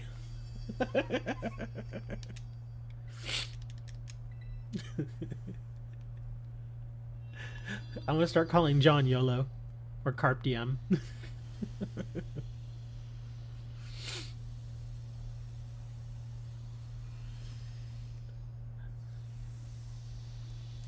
Like I said, Brave Bird can be interesting, but it just kills you. Remember, because whatever damage you do, it does a percentage back to you. That's why he one-shotted himself there. We got some Hondu berries, Comet Shard. You're like, I knew I could do it. Dude, I started healing you at the end. That's why you lived as long as you did. Because I had a feeling, I was like, he's going to keep doing this, isn't he? I was like, I better keep healing. Gotta heal. Alright, let me see where else we got here on the map. So I already checked. Okay, let me go check this ice over here.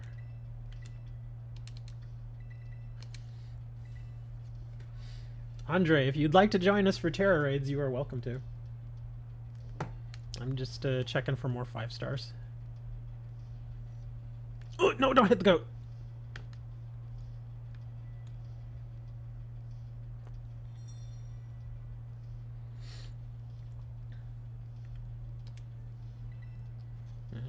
It's a 4-star dog. Let's see. I already checked that ghost. Let me check this poison.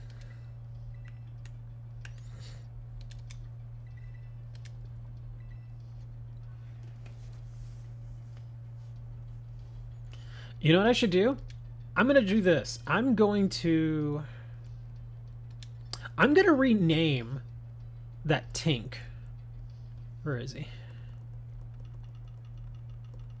And see if that was actually the problem. But still, I'm curious now. What does that say? Where's my phone? Okay, give me a second. I'm gonna grab my phone. What did I do with it?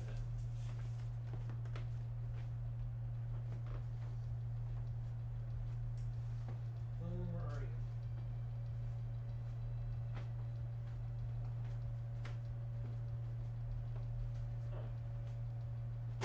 Ow! There it is.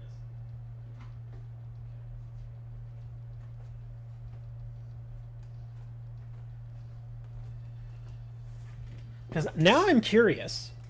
I want to know. Okay, let me see. No, I didn't want to do that. Come on. There we go. I'm pretty sure I already have it. Oh, here we go. Google Lens. This should work. Search with your camera. Yes.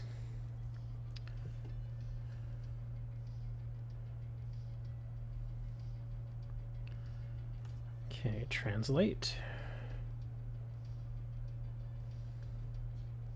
Okay, it's not that, because apparently that translates into little blacksmith.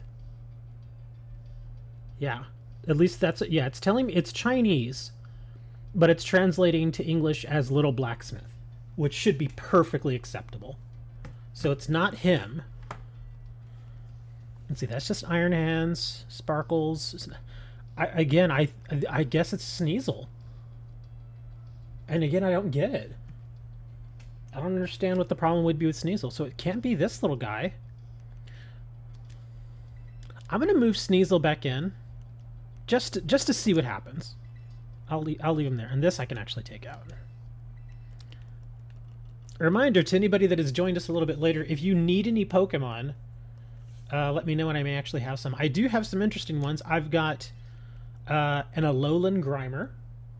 So if you want an Alolan Grimer, I do have some of those for trade. I've also got Hisuian Growlithe, Hisuian Sneasel, and Hisuian Zoroa. So if you need any of those, I don't require anything in particular in return.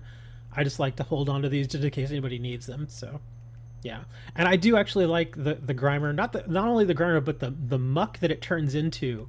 Actually looks really awesome. If you've not seen a Alolan Muck, he's pretty cool looking. Let me see if I can find mine. What did I do with Muck? Where are you, buddy?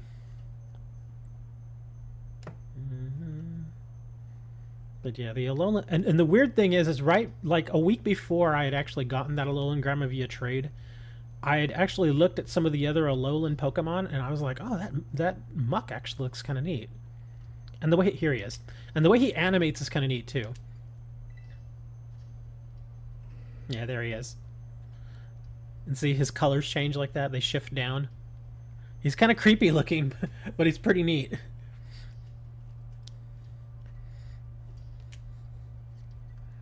Got Tinkaton 5-star fight. What's the Tera type?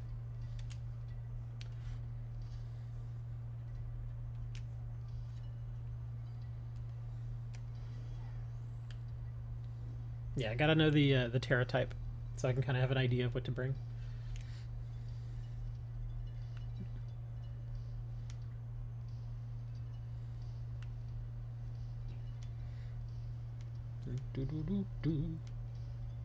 Fighting.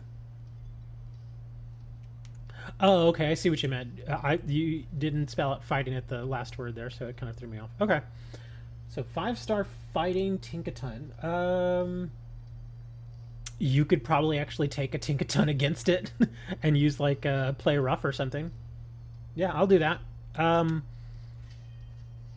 I think the Tink that I have, just not to cause any problems, I'm just gonna take the Sneasel out. I just don't want to run into any more issues. I'll do this. I'll figure it out later. Let me just move him back. But yeah, I've got a Tinkaton in here I can use. That tears into Fairy. Oh my gosh, I'm seeing all these little smiley faces popping up in the chat now.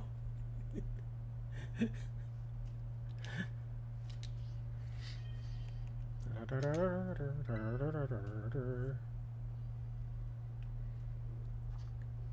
right, whenever you're ready, John.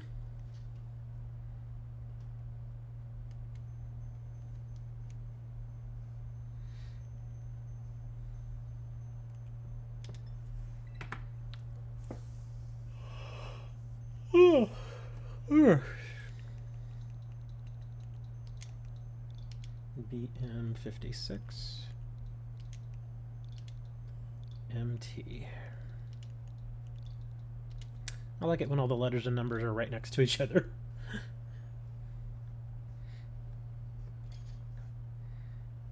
All right, there we are. All right, where are you, Tink?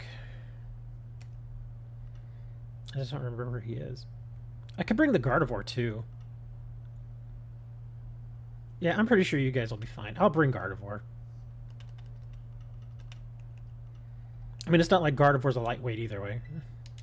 She should do fine. Oh, come on. No more errors. Man. It's been a little while since I've had this many problems on the game. It reminds me of that one weekend where, like, every single time I tried to get into a raid, I got errors. I eventually got into the raids, but it was, like, never the first time.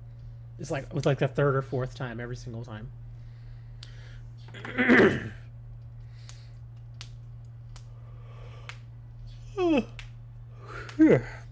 Ooh, I don't know if that's a good choice.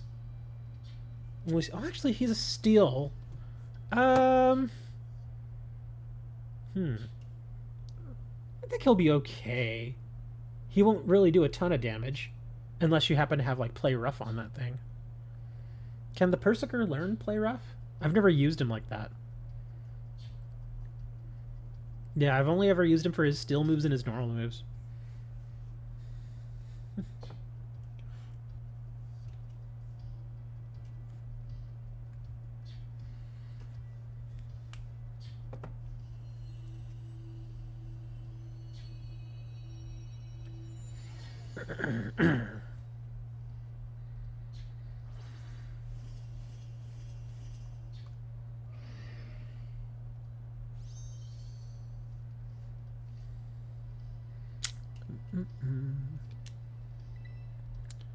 Okay, let's see if we can get them to lower defense here.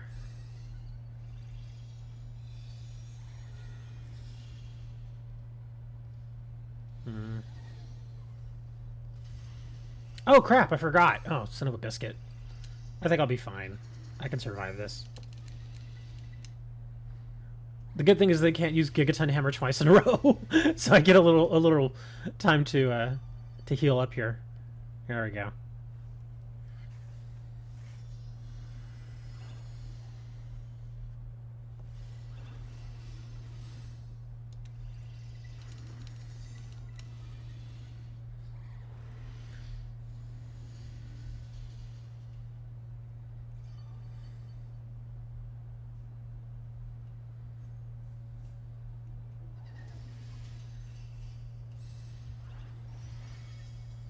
Oh, good. They've decided not to use Gigaton Hammer anymore. Oh, thank you for the terrain. That'll help.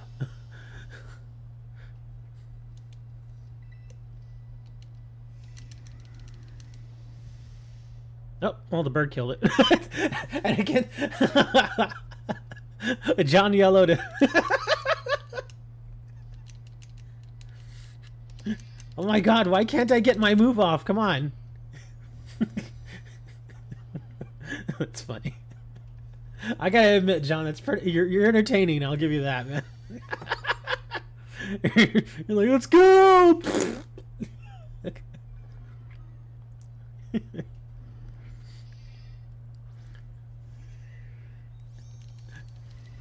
It's like that one Call of Duty friend that runs in there with the grenade and just drops it in front of the entire opposing squad, but he just sticks around there with his thumbs up, like, yeah. That's pretty funny.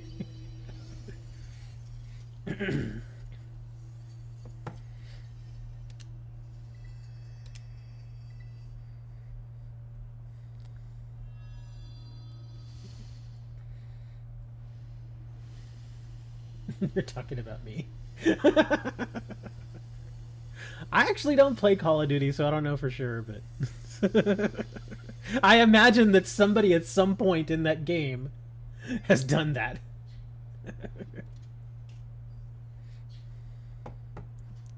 Ability capsule, gentle mint, another gentle mint, and a nugget. Oh, and a pearl string too. 2 pearl strings. That's actually good money there. Okay, now I can go check this poison. See if this thing is any good. Bible thump.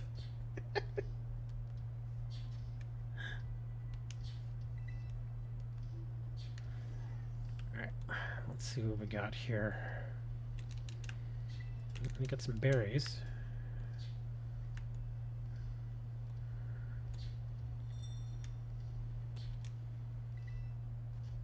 Oh, Gastrodon. But it's only a 4-star. That's unfortunate. And we got our bug over here.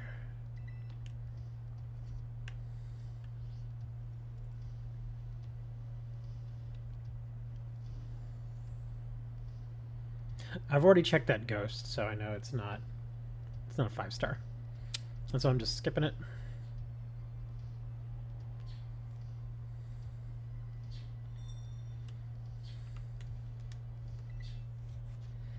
And another 4-star.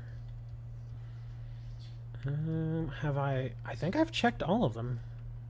Do I have any over here? Nope, I don't. Oh, I have this. Oh, I did check that grass. I think I checked the flying in the ice. I don't. Oh, I haven't checked these fightings. Let me check these.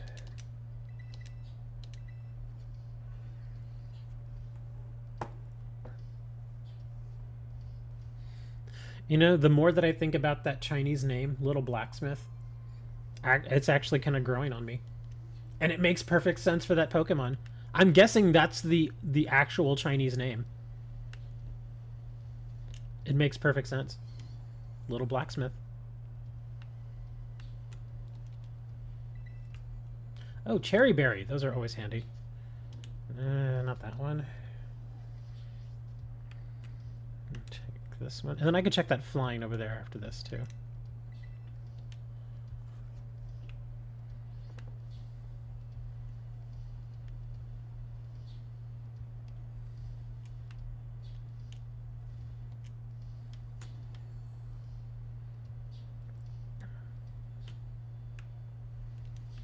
Oh, nope, where are you going? That's what I hate with my input lag. There we go. Peccaberry. Sometimes I look like a stooge trying to get some of this stuff. Halucha. 4-star. Should I just go to some random place and make a shiny spawn again like I did before with my magical powers? I know most of y'all were not here at the very beginning of the stream. But like right at the beginning of the stream I didn't want to do raids right away, so I was like, well, here, let me show you how I make all these fighting types spawn using sandwiches. And I was about to talk about how using encounter power is better than using shiny power for sandwiches. And sure enough, it was a shiny spawned right there. I was like, oh, look at that. It works.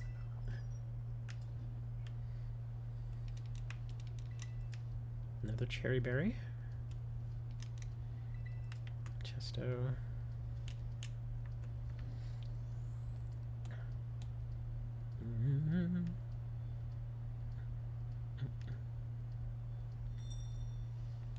Go on, give me a 5-star. Ooh. Okay. So we got a 5-star flying Haxorus. He's mostly a groundy boy, isn't he?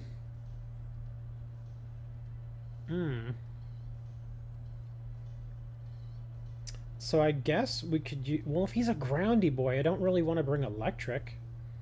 Unless we have levitate. Maybe an ice boy? Hold on. It's ice. Fire, fighting, rock, steel. Okay. I can't remember what Haxorus is. Do y'all remember off the top of your head what Haxorus is? What his normal moveset is? If not, I'll just stick it in the calculator.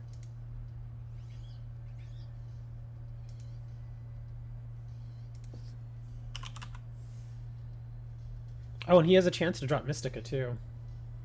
Let's see, 5-star. Flying. Let's see. Oh, actually, he uses Dragon Claw, Crunch, Giga Impact, First Impression, Harden, and Dragon Dance. So, yeah, Electric should actually be fine here. Okay.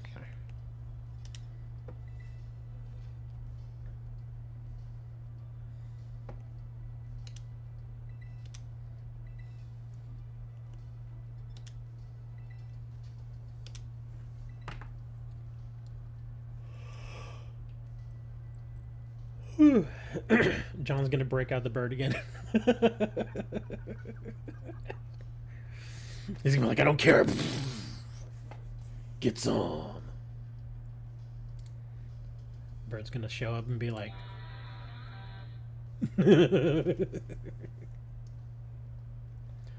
Bird, what are you doing here? What are you bringing to these fights?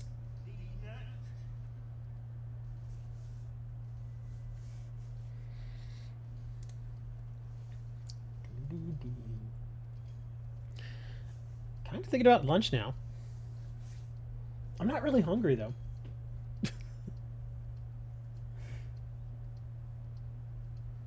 I do have one of those frozen pizzas. I could probably just have that. It's one of those little ones too. I actually don't have very much money at all right now. I gotta wait till Monday when some more of that card store money comes in. Because I've been actually pushing hard. Every bit of money that has been coming in, I immediately turn around and spend it on more cards. So I've been cycling through money like crazy. Again, like I said, the last 2 weeks it's been really busy, so more money has been coming in, but I immediately go and buy more sealed product. Just open it. They did have some pretty good sales this week too, with the whole Prime Day thing, and Best Buy had a sale day where like everything was on sale, like certain percentages off and stuff. And I did actually buy something from Best Buy. Oh dang it! He avoided my metal sound.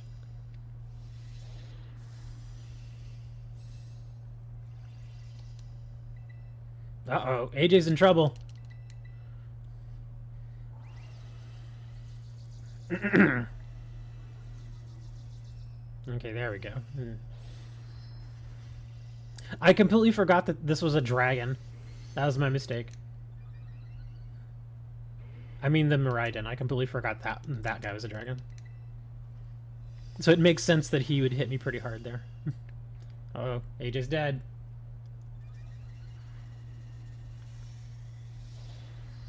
There we go, good. I was hoping one of us would hit the electric drift really fast. So I was like, yeah, let's just finish this guy off already. I don't want to mess with him. I don't want him to give him a chance to hit us with more dragon moves.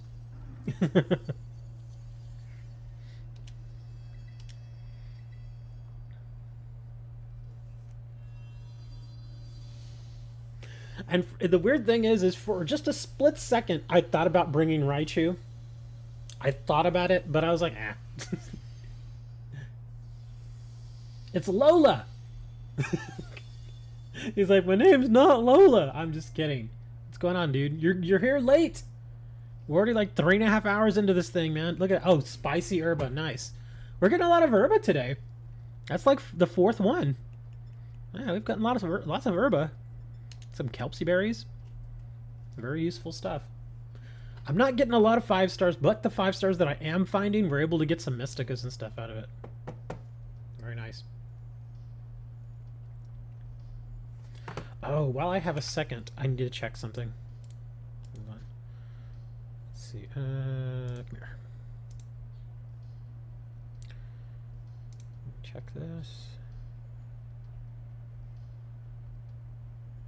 Okay, so still not here. Okay, I just wanted to check and make sure my package wasn't just sitting outside my door. Because unfortunately, Amazon has a thing where they will just leave the package and not ring my doorbell. Even though I have a sign outside my door that specifically says, please ring the doorbell. They don't always do it. So just wanted to be sure it hadn't actually been delivered yet.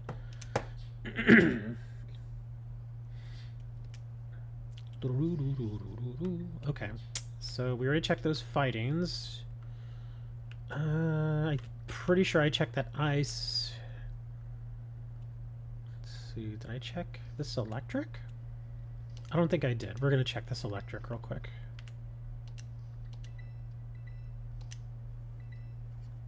I'm a little excited for the package that's arriving today too. I want to film it, but I'm at odds. I don't know if I want to do, because I ordered a booster box of the Brothers War Jumpstart edition, which, if you're not familiar with what Jumpstart is, Jumpstart in Magic the Gathering is kind of like they give you, it's basically, it looks like a booster box. You get 18 packs, but each of those packs comes with 20 cards, and the idea is that you take 2 of those packs, open them up, and then combine those 2 packs together, and that's your deck that you play with. So it's kind of like a little starter set in a way, but occasionally you can get some really good stuff out of them, which is why I was kind of excited. So because it is basically a booster pack, do I want to open it as, you know, do I want to record it as one single big video, or do I want to do a bunch of shorts? Because it's 18 packs. That's a lot of shorts. That's you know, almost 3 weeks worth of shorts there. Any luck so far with Mystica? Yes. Unfortunately, I already did my Delphox today. If anybody else has a Delphox that wants to do the code, I will help, and then hopefully CG, you can get in on that. But I've already done my Delphox today. I mean, I guess technically I could go do the little timer thing where I could fast forward 1 day and force a Delphox spawn. I really don't like doing that though, but if it comes to it, I guess we could do it. I was gonna say, Lola, do you still have your Delphox? Because you just got here. And if worse comes to worse, CG, I can just trade you a Fennekin. So at least that way you can get a Delphox. Or, you know, hold on. Is this the one, the 100? Yeah, this is the level 100 that I got. I don't even need this one. I really don't, because I already have a Delphox. I already had a max level Delphox before they did this event. Yeah, see, here's my regular one. That's the one that I've been using. I already trained it up and spent, you know, money on it and everything, so I don't really need this one. So if we're unable to find a Delphox raid, I can just give you one. Oh, John says he still has his Delphox raid. If you guys want, I can bring my Heatran, and if you all want to play support, that could work. If y'all want to do that, or you can bring your Heatrans, because the Delphox raid we did earlier, it worked really well. There was only 3 of us, but I brought my Heatran, and the other 2 were just playing support, and it worked out really, really well. So John, if you would be so kind, host us your Delphox raid, and we can get CG in there. Now, I have to ask CG, do you have a Pokemon that is actually capable of hanging in that fight? Because if you don't have one, might have a bad time, man. Yeah, you definitely got to have something that can at least live. Yeah, preferably if you've got a Pokemon that has something like Flash Fire as the ability, that would be very useful. Again, if you've got a supporter Pokemon that has something like Helping Hands, Mist, Light Screen, you know, stuff like that, that just kind of keeps us all alive, that would be very, very helpful.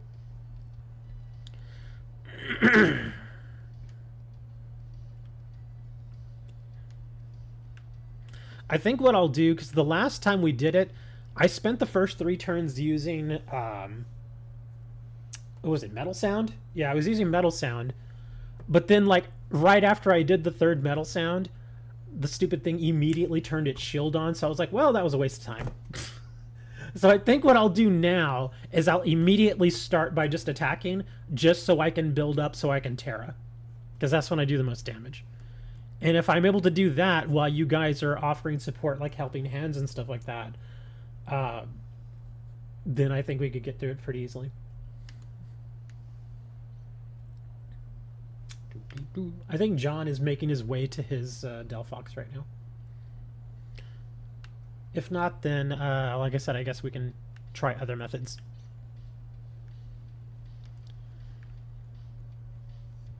Aw, My Little Pony.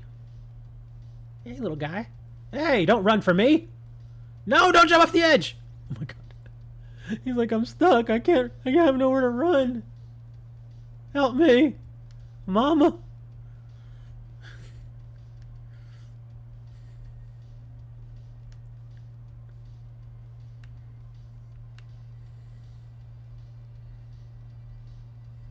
I'm just waiting to hear back from John. If John doesn't respond in like a minute, then I will figure something happened and he wasn't able to help. No, get away from me. Silly elephant. No! Stop it! He's like, come on, I want to play. I will kill you! Fine, die. Get it, monkey!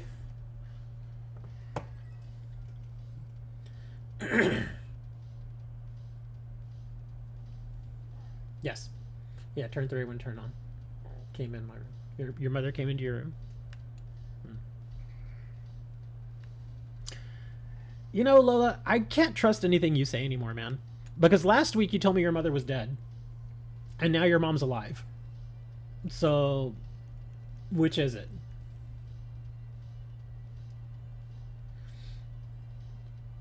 Find 3 Persickers with steely spirit and fake tears. That could work. That could actually work really well. Get back on the ball, monkey.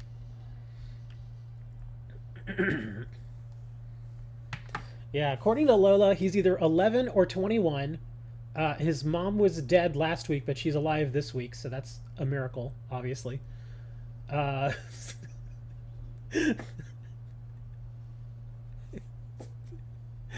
He's in the 4th grade, but he's also in college.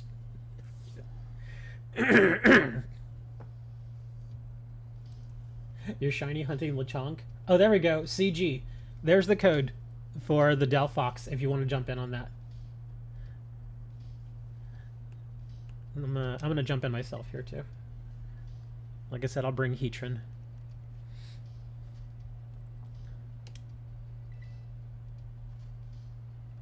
But I think the key there, as far as doing the 2 metal sounds and then attacking on the 3rd turn, is it would help immensely if I had somebody giving me like helping hands.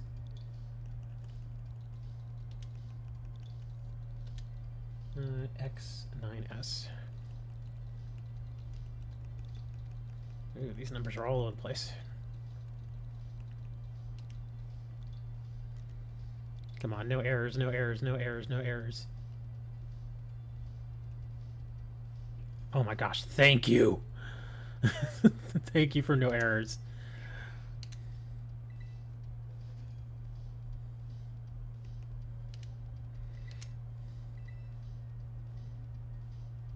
Okay, this last spot needs to be for CG. That's if they're still here. I hope they're still here, because if not, we're going to do this Delphox for no reason.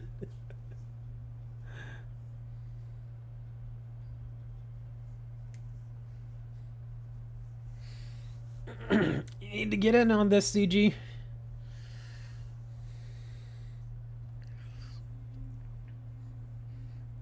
It'd be something we set all this up and then they're not even here anymore. I've had that happen before, where people have come in and like, hey, can you help me do this raid? Or, but like, okay, so we'll get people together and then we'll be like, all right, let's go. And they're not even here anymore. They leave. I've had that happen before. And it's just like, really? Really? Come on, man. We put all this effort into it, and you know, the crew got together, and then you just take off. It's like, why? Do you want to do this or not?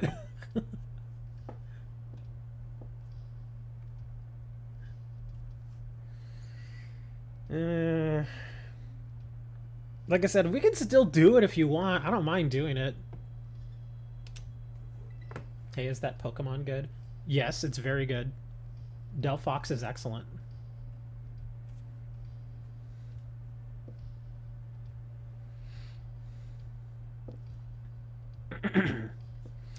Well, I guess CG's not here, so I guess we're just doing this on our own.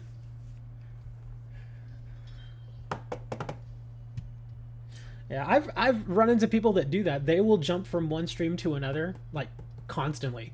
And I've even had people come into my stream, ask for help, leave, and then we'll do whatever it was that they were wanting help with, and then they come back, and they're like, oh, so can you help me now? And I'm like, we tried to help you before, but you left.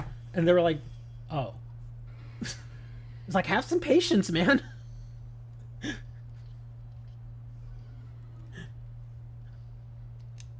You get, just give it a couple of minutes, you know? It takes a little time for people to get organized. Oh. Oh, Kylie. Poor Kylie. Yeah, Kylie is our NPC, so her poor little Tauros got obliterated.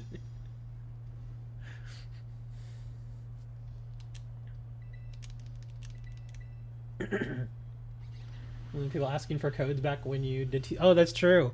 They would come in and immediately start asking for codes, and I'm like, yeah, just give it a little bit, because I wouldn't want to just sit there and hand out codes all day. I would actually want to open some packs, play matches and stuff like that. But then they would leave, and then I'm like, oh, well, we're doing codes now, but you're not here. And then they would come back, are you doing codes yet? And I'm like, dude, you just missed it. You shouldn't have left. Okay, yeah, that wasn't very effective. I didn't get any help there. So yeah, that little shot was not very hard.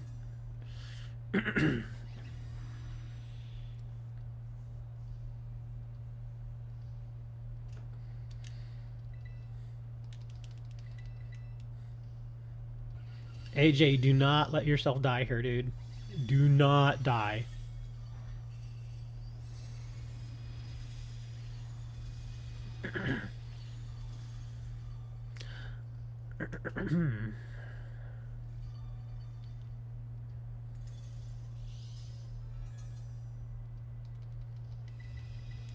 I like how the Slowbro, can you see the Slowbro over there on the edge right next to Heatran's butt? I like how my Switch is only producing the low poly version of him. It's not giving us the HD version of Slowbro. You can see he's all blocky and it looks funny.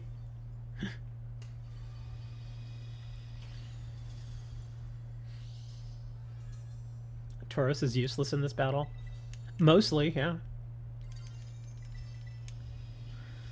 Yeah, unfortunately we did not get a good NPC.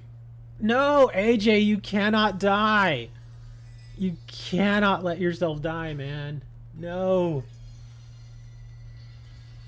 I love how Heatran looks when still beaming. I actually don't have still beam on him. I mean, I have it, I just don't use it. It's okay, Andre. Just please try your best not to die. Yeah, because every time somebody dies, obviously, it takes time off the timer. And we are definitely battling the timer right now.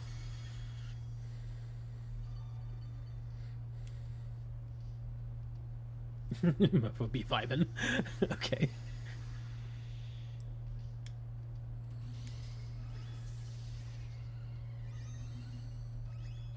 Uh-oh, she's breaking out nasty plot now. I'm sorry I keep saying her. I know the Delphox can be a male.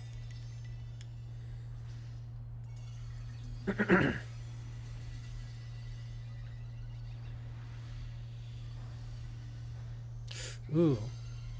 Yeah, she's hitting me a little hard now.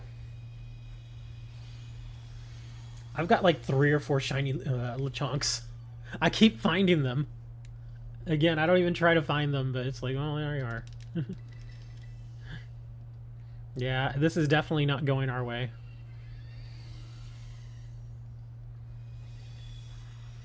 Ooh, yeah, this is not good. I'm getting close to death now. John just died. AJ just died again. Yeah, this is not good.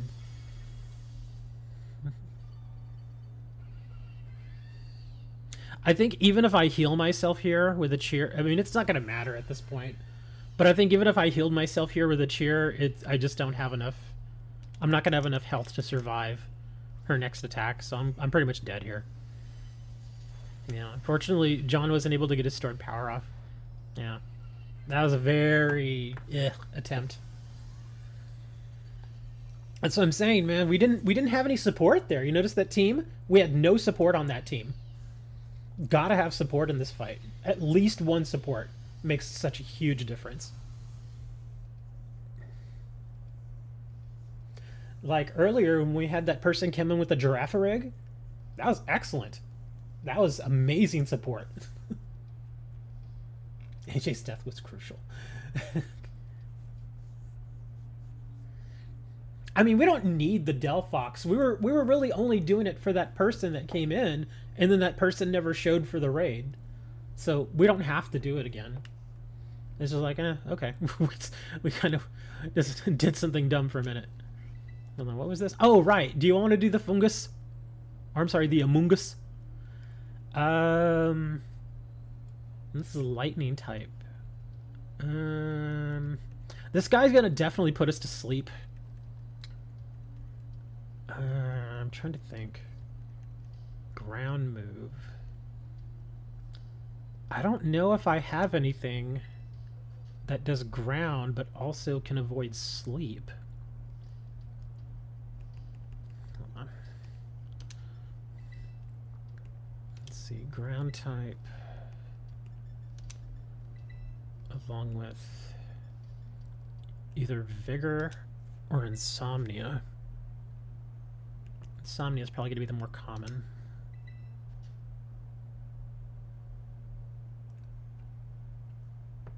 Yeah, that's how I was thinking electric terrain at first too, but I was like, I don't know. Well, I mean, we still could. But you wouldn't get any other benefit other than the fact that you wouldn't go to sleep. But considering that this thing loves putting you to sleep, it would probably help. Wow, I have nothing with ground and insomnia. I do have... Where is it?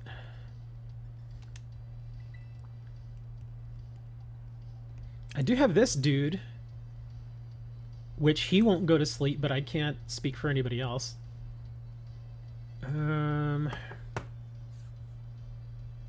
What is that ability, or not ability, but what is that attack, or not even attack, but I guess move that prevents status conditions? Is that mist? I can't remember. I think mist is... Yeah, I don't think it's mist. I think it's something else. Where's my Cresselia? I know she has all those moves.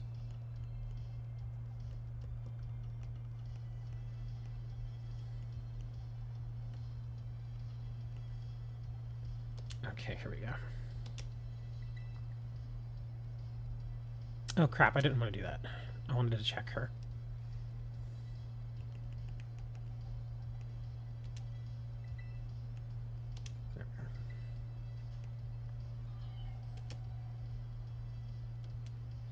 Yeah, which of these is it? Is it Safeguard, Light Screen, or Mist? I can't remember which one it is. Let me back out of this and I'll check again. You're starting to get a little lightheaded. I may need to get something to eat. And sadly, I don't have anything that I can just warm up and eat right now. I'd have to prepare something.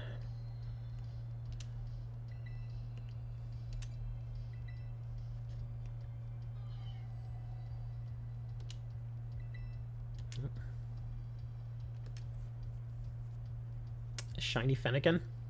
Well, reduce damage. Prevents status... Oh, here we go. Safeguard. Creates a protective field that prevents status conditions for 5 turns. So the Safeguard would help. I could bring Cresselia if you all want to attack this thing. Because let me see. That... let me see. This is a... Oh, wait. Oh, but... Fungus? He's a grass type normally, right? Yeah, he doesn't do bug moves. I don't think he does bug moves. Oh, but this guy can give Urbas too. And he's electric type, 5-star. Wow, okay, so... Let me see, poison. Energy Ball, Sludge Bomb, Spore, Clear Smog, and Grassy Terrain.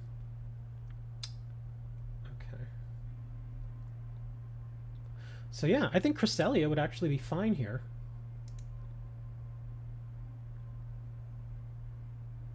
Yeah, Cresselia would be perfectly fine. So I can bring support if you guys want to bring something else.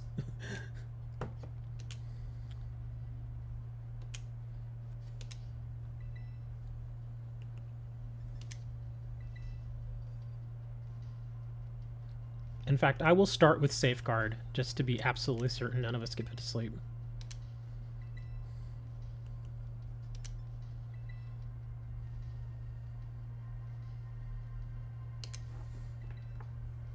Yes, Taunt could work too. But I've already decided we're going to Cresselia.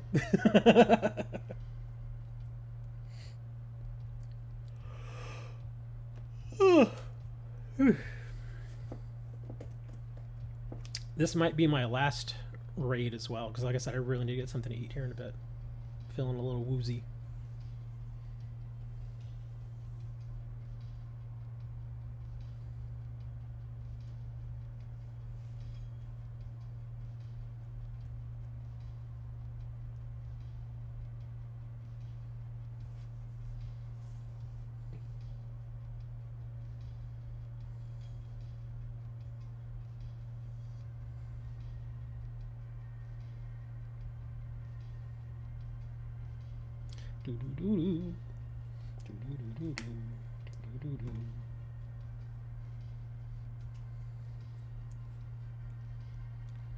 Got room for one more. Guess I can start closing my tabs here. Oh, that's right. I forgot. We gotta give Lola his favorite thing. There. All right, here we go.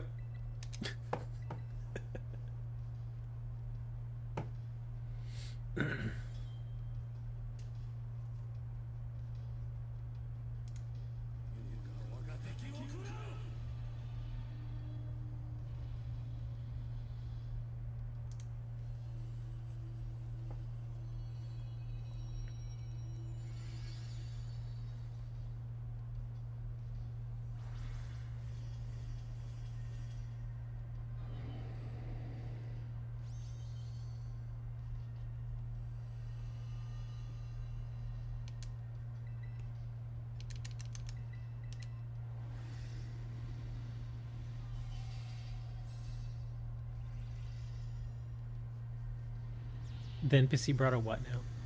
Oh. He brought a Drifloon.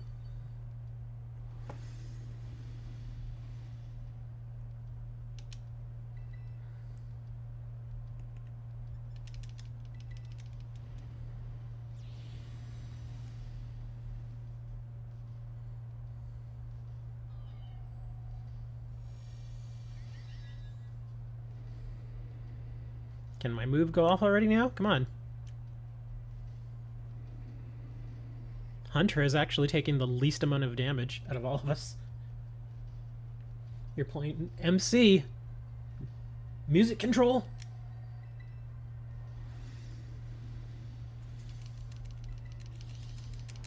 Oh my god, can I please get my move off here? What is going on?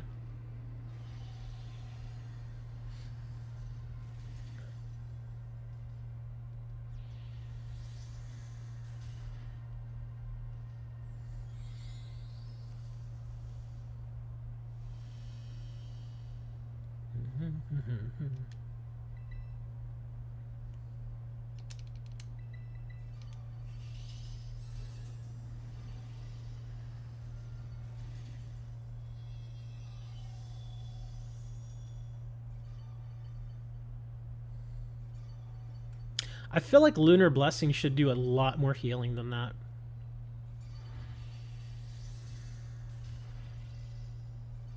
I mean, it does some healing, but I feel like it should be more. Is it time for safeguard yet again? Well, it doesn't matter. I'm casting it. It's not putting us to sleep. No, because I used safeguard. That was the whole point of me bringing Cresselia.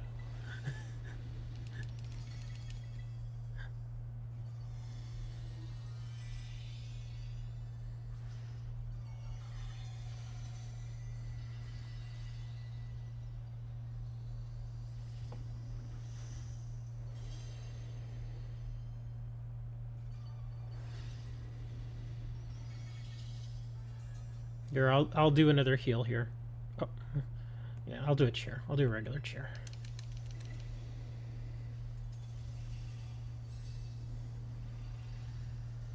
Yeah, you should be able to finish it before the safeguard wears off.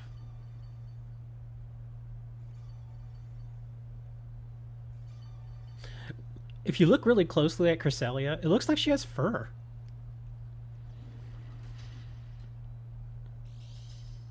I always thought she was like kind of like a solid sort of thing, but no, apparently she has fur. Okay, we're done.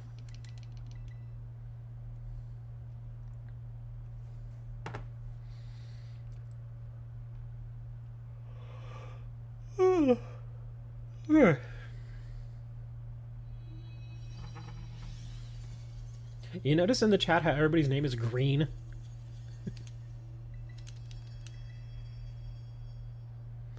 Yeah, that was I did my job. My job was to just make sure you guys didn't go to sleep, and that's exactly what happened. Got the safeguard going. We're good.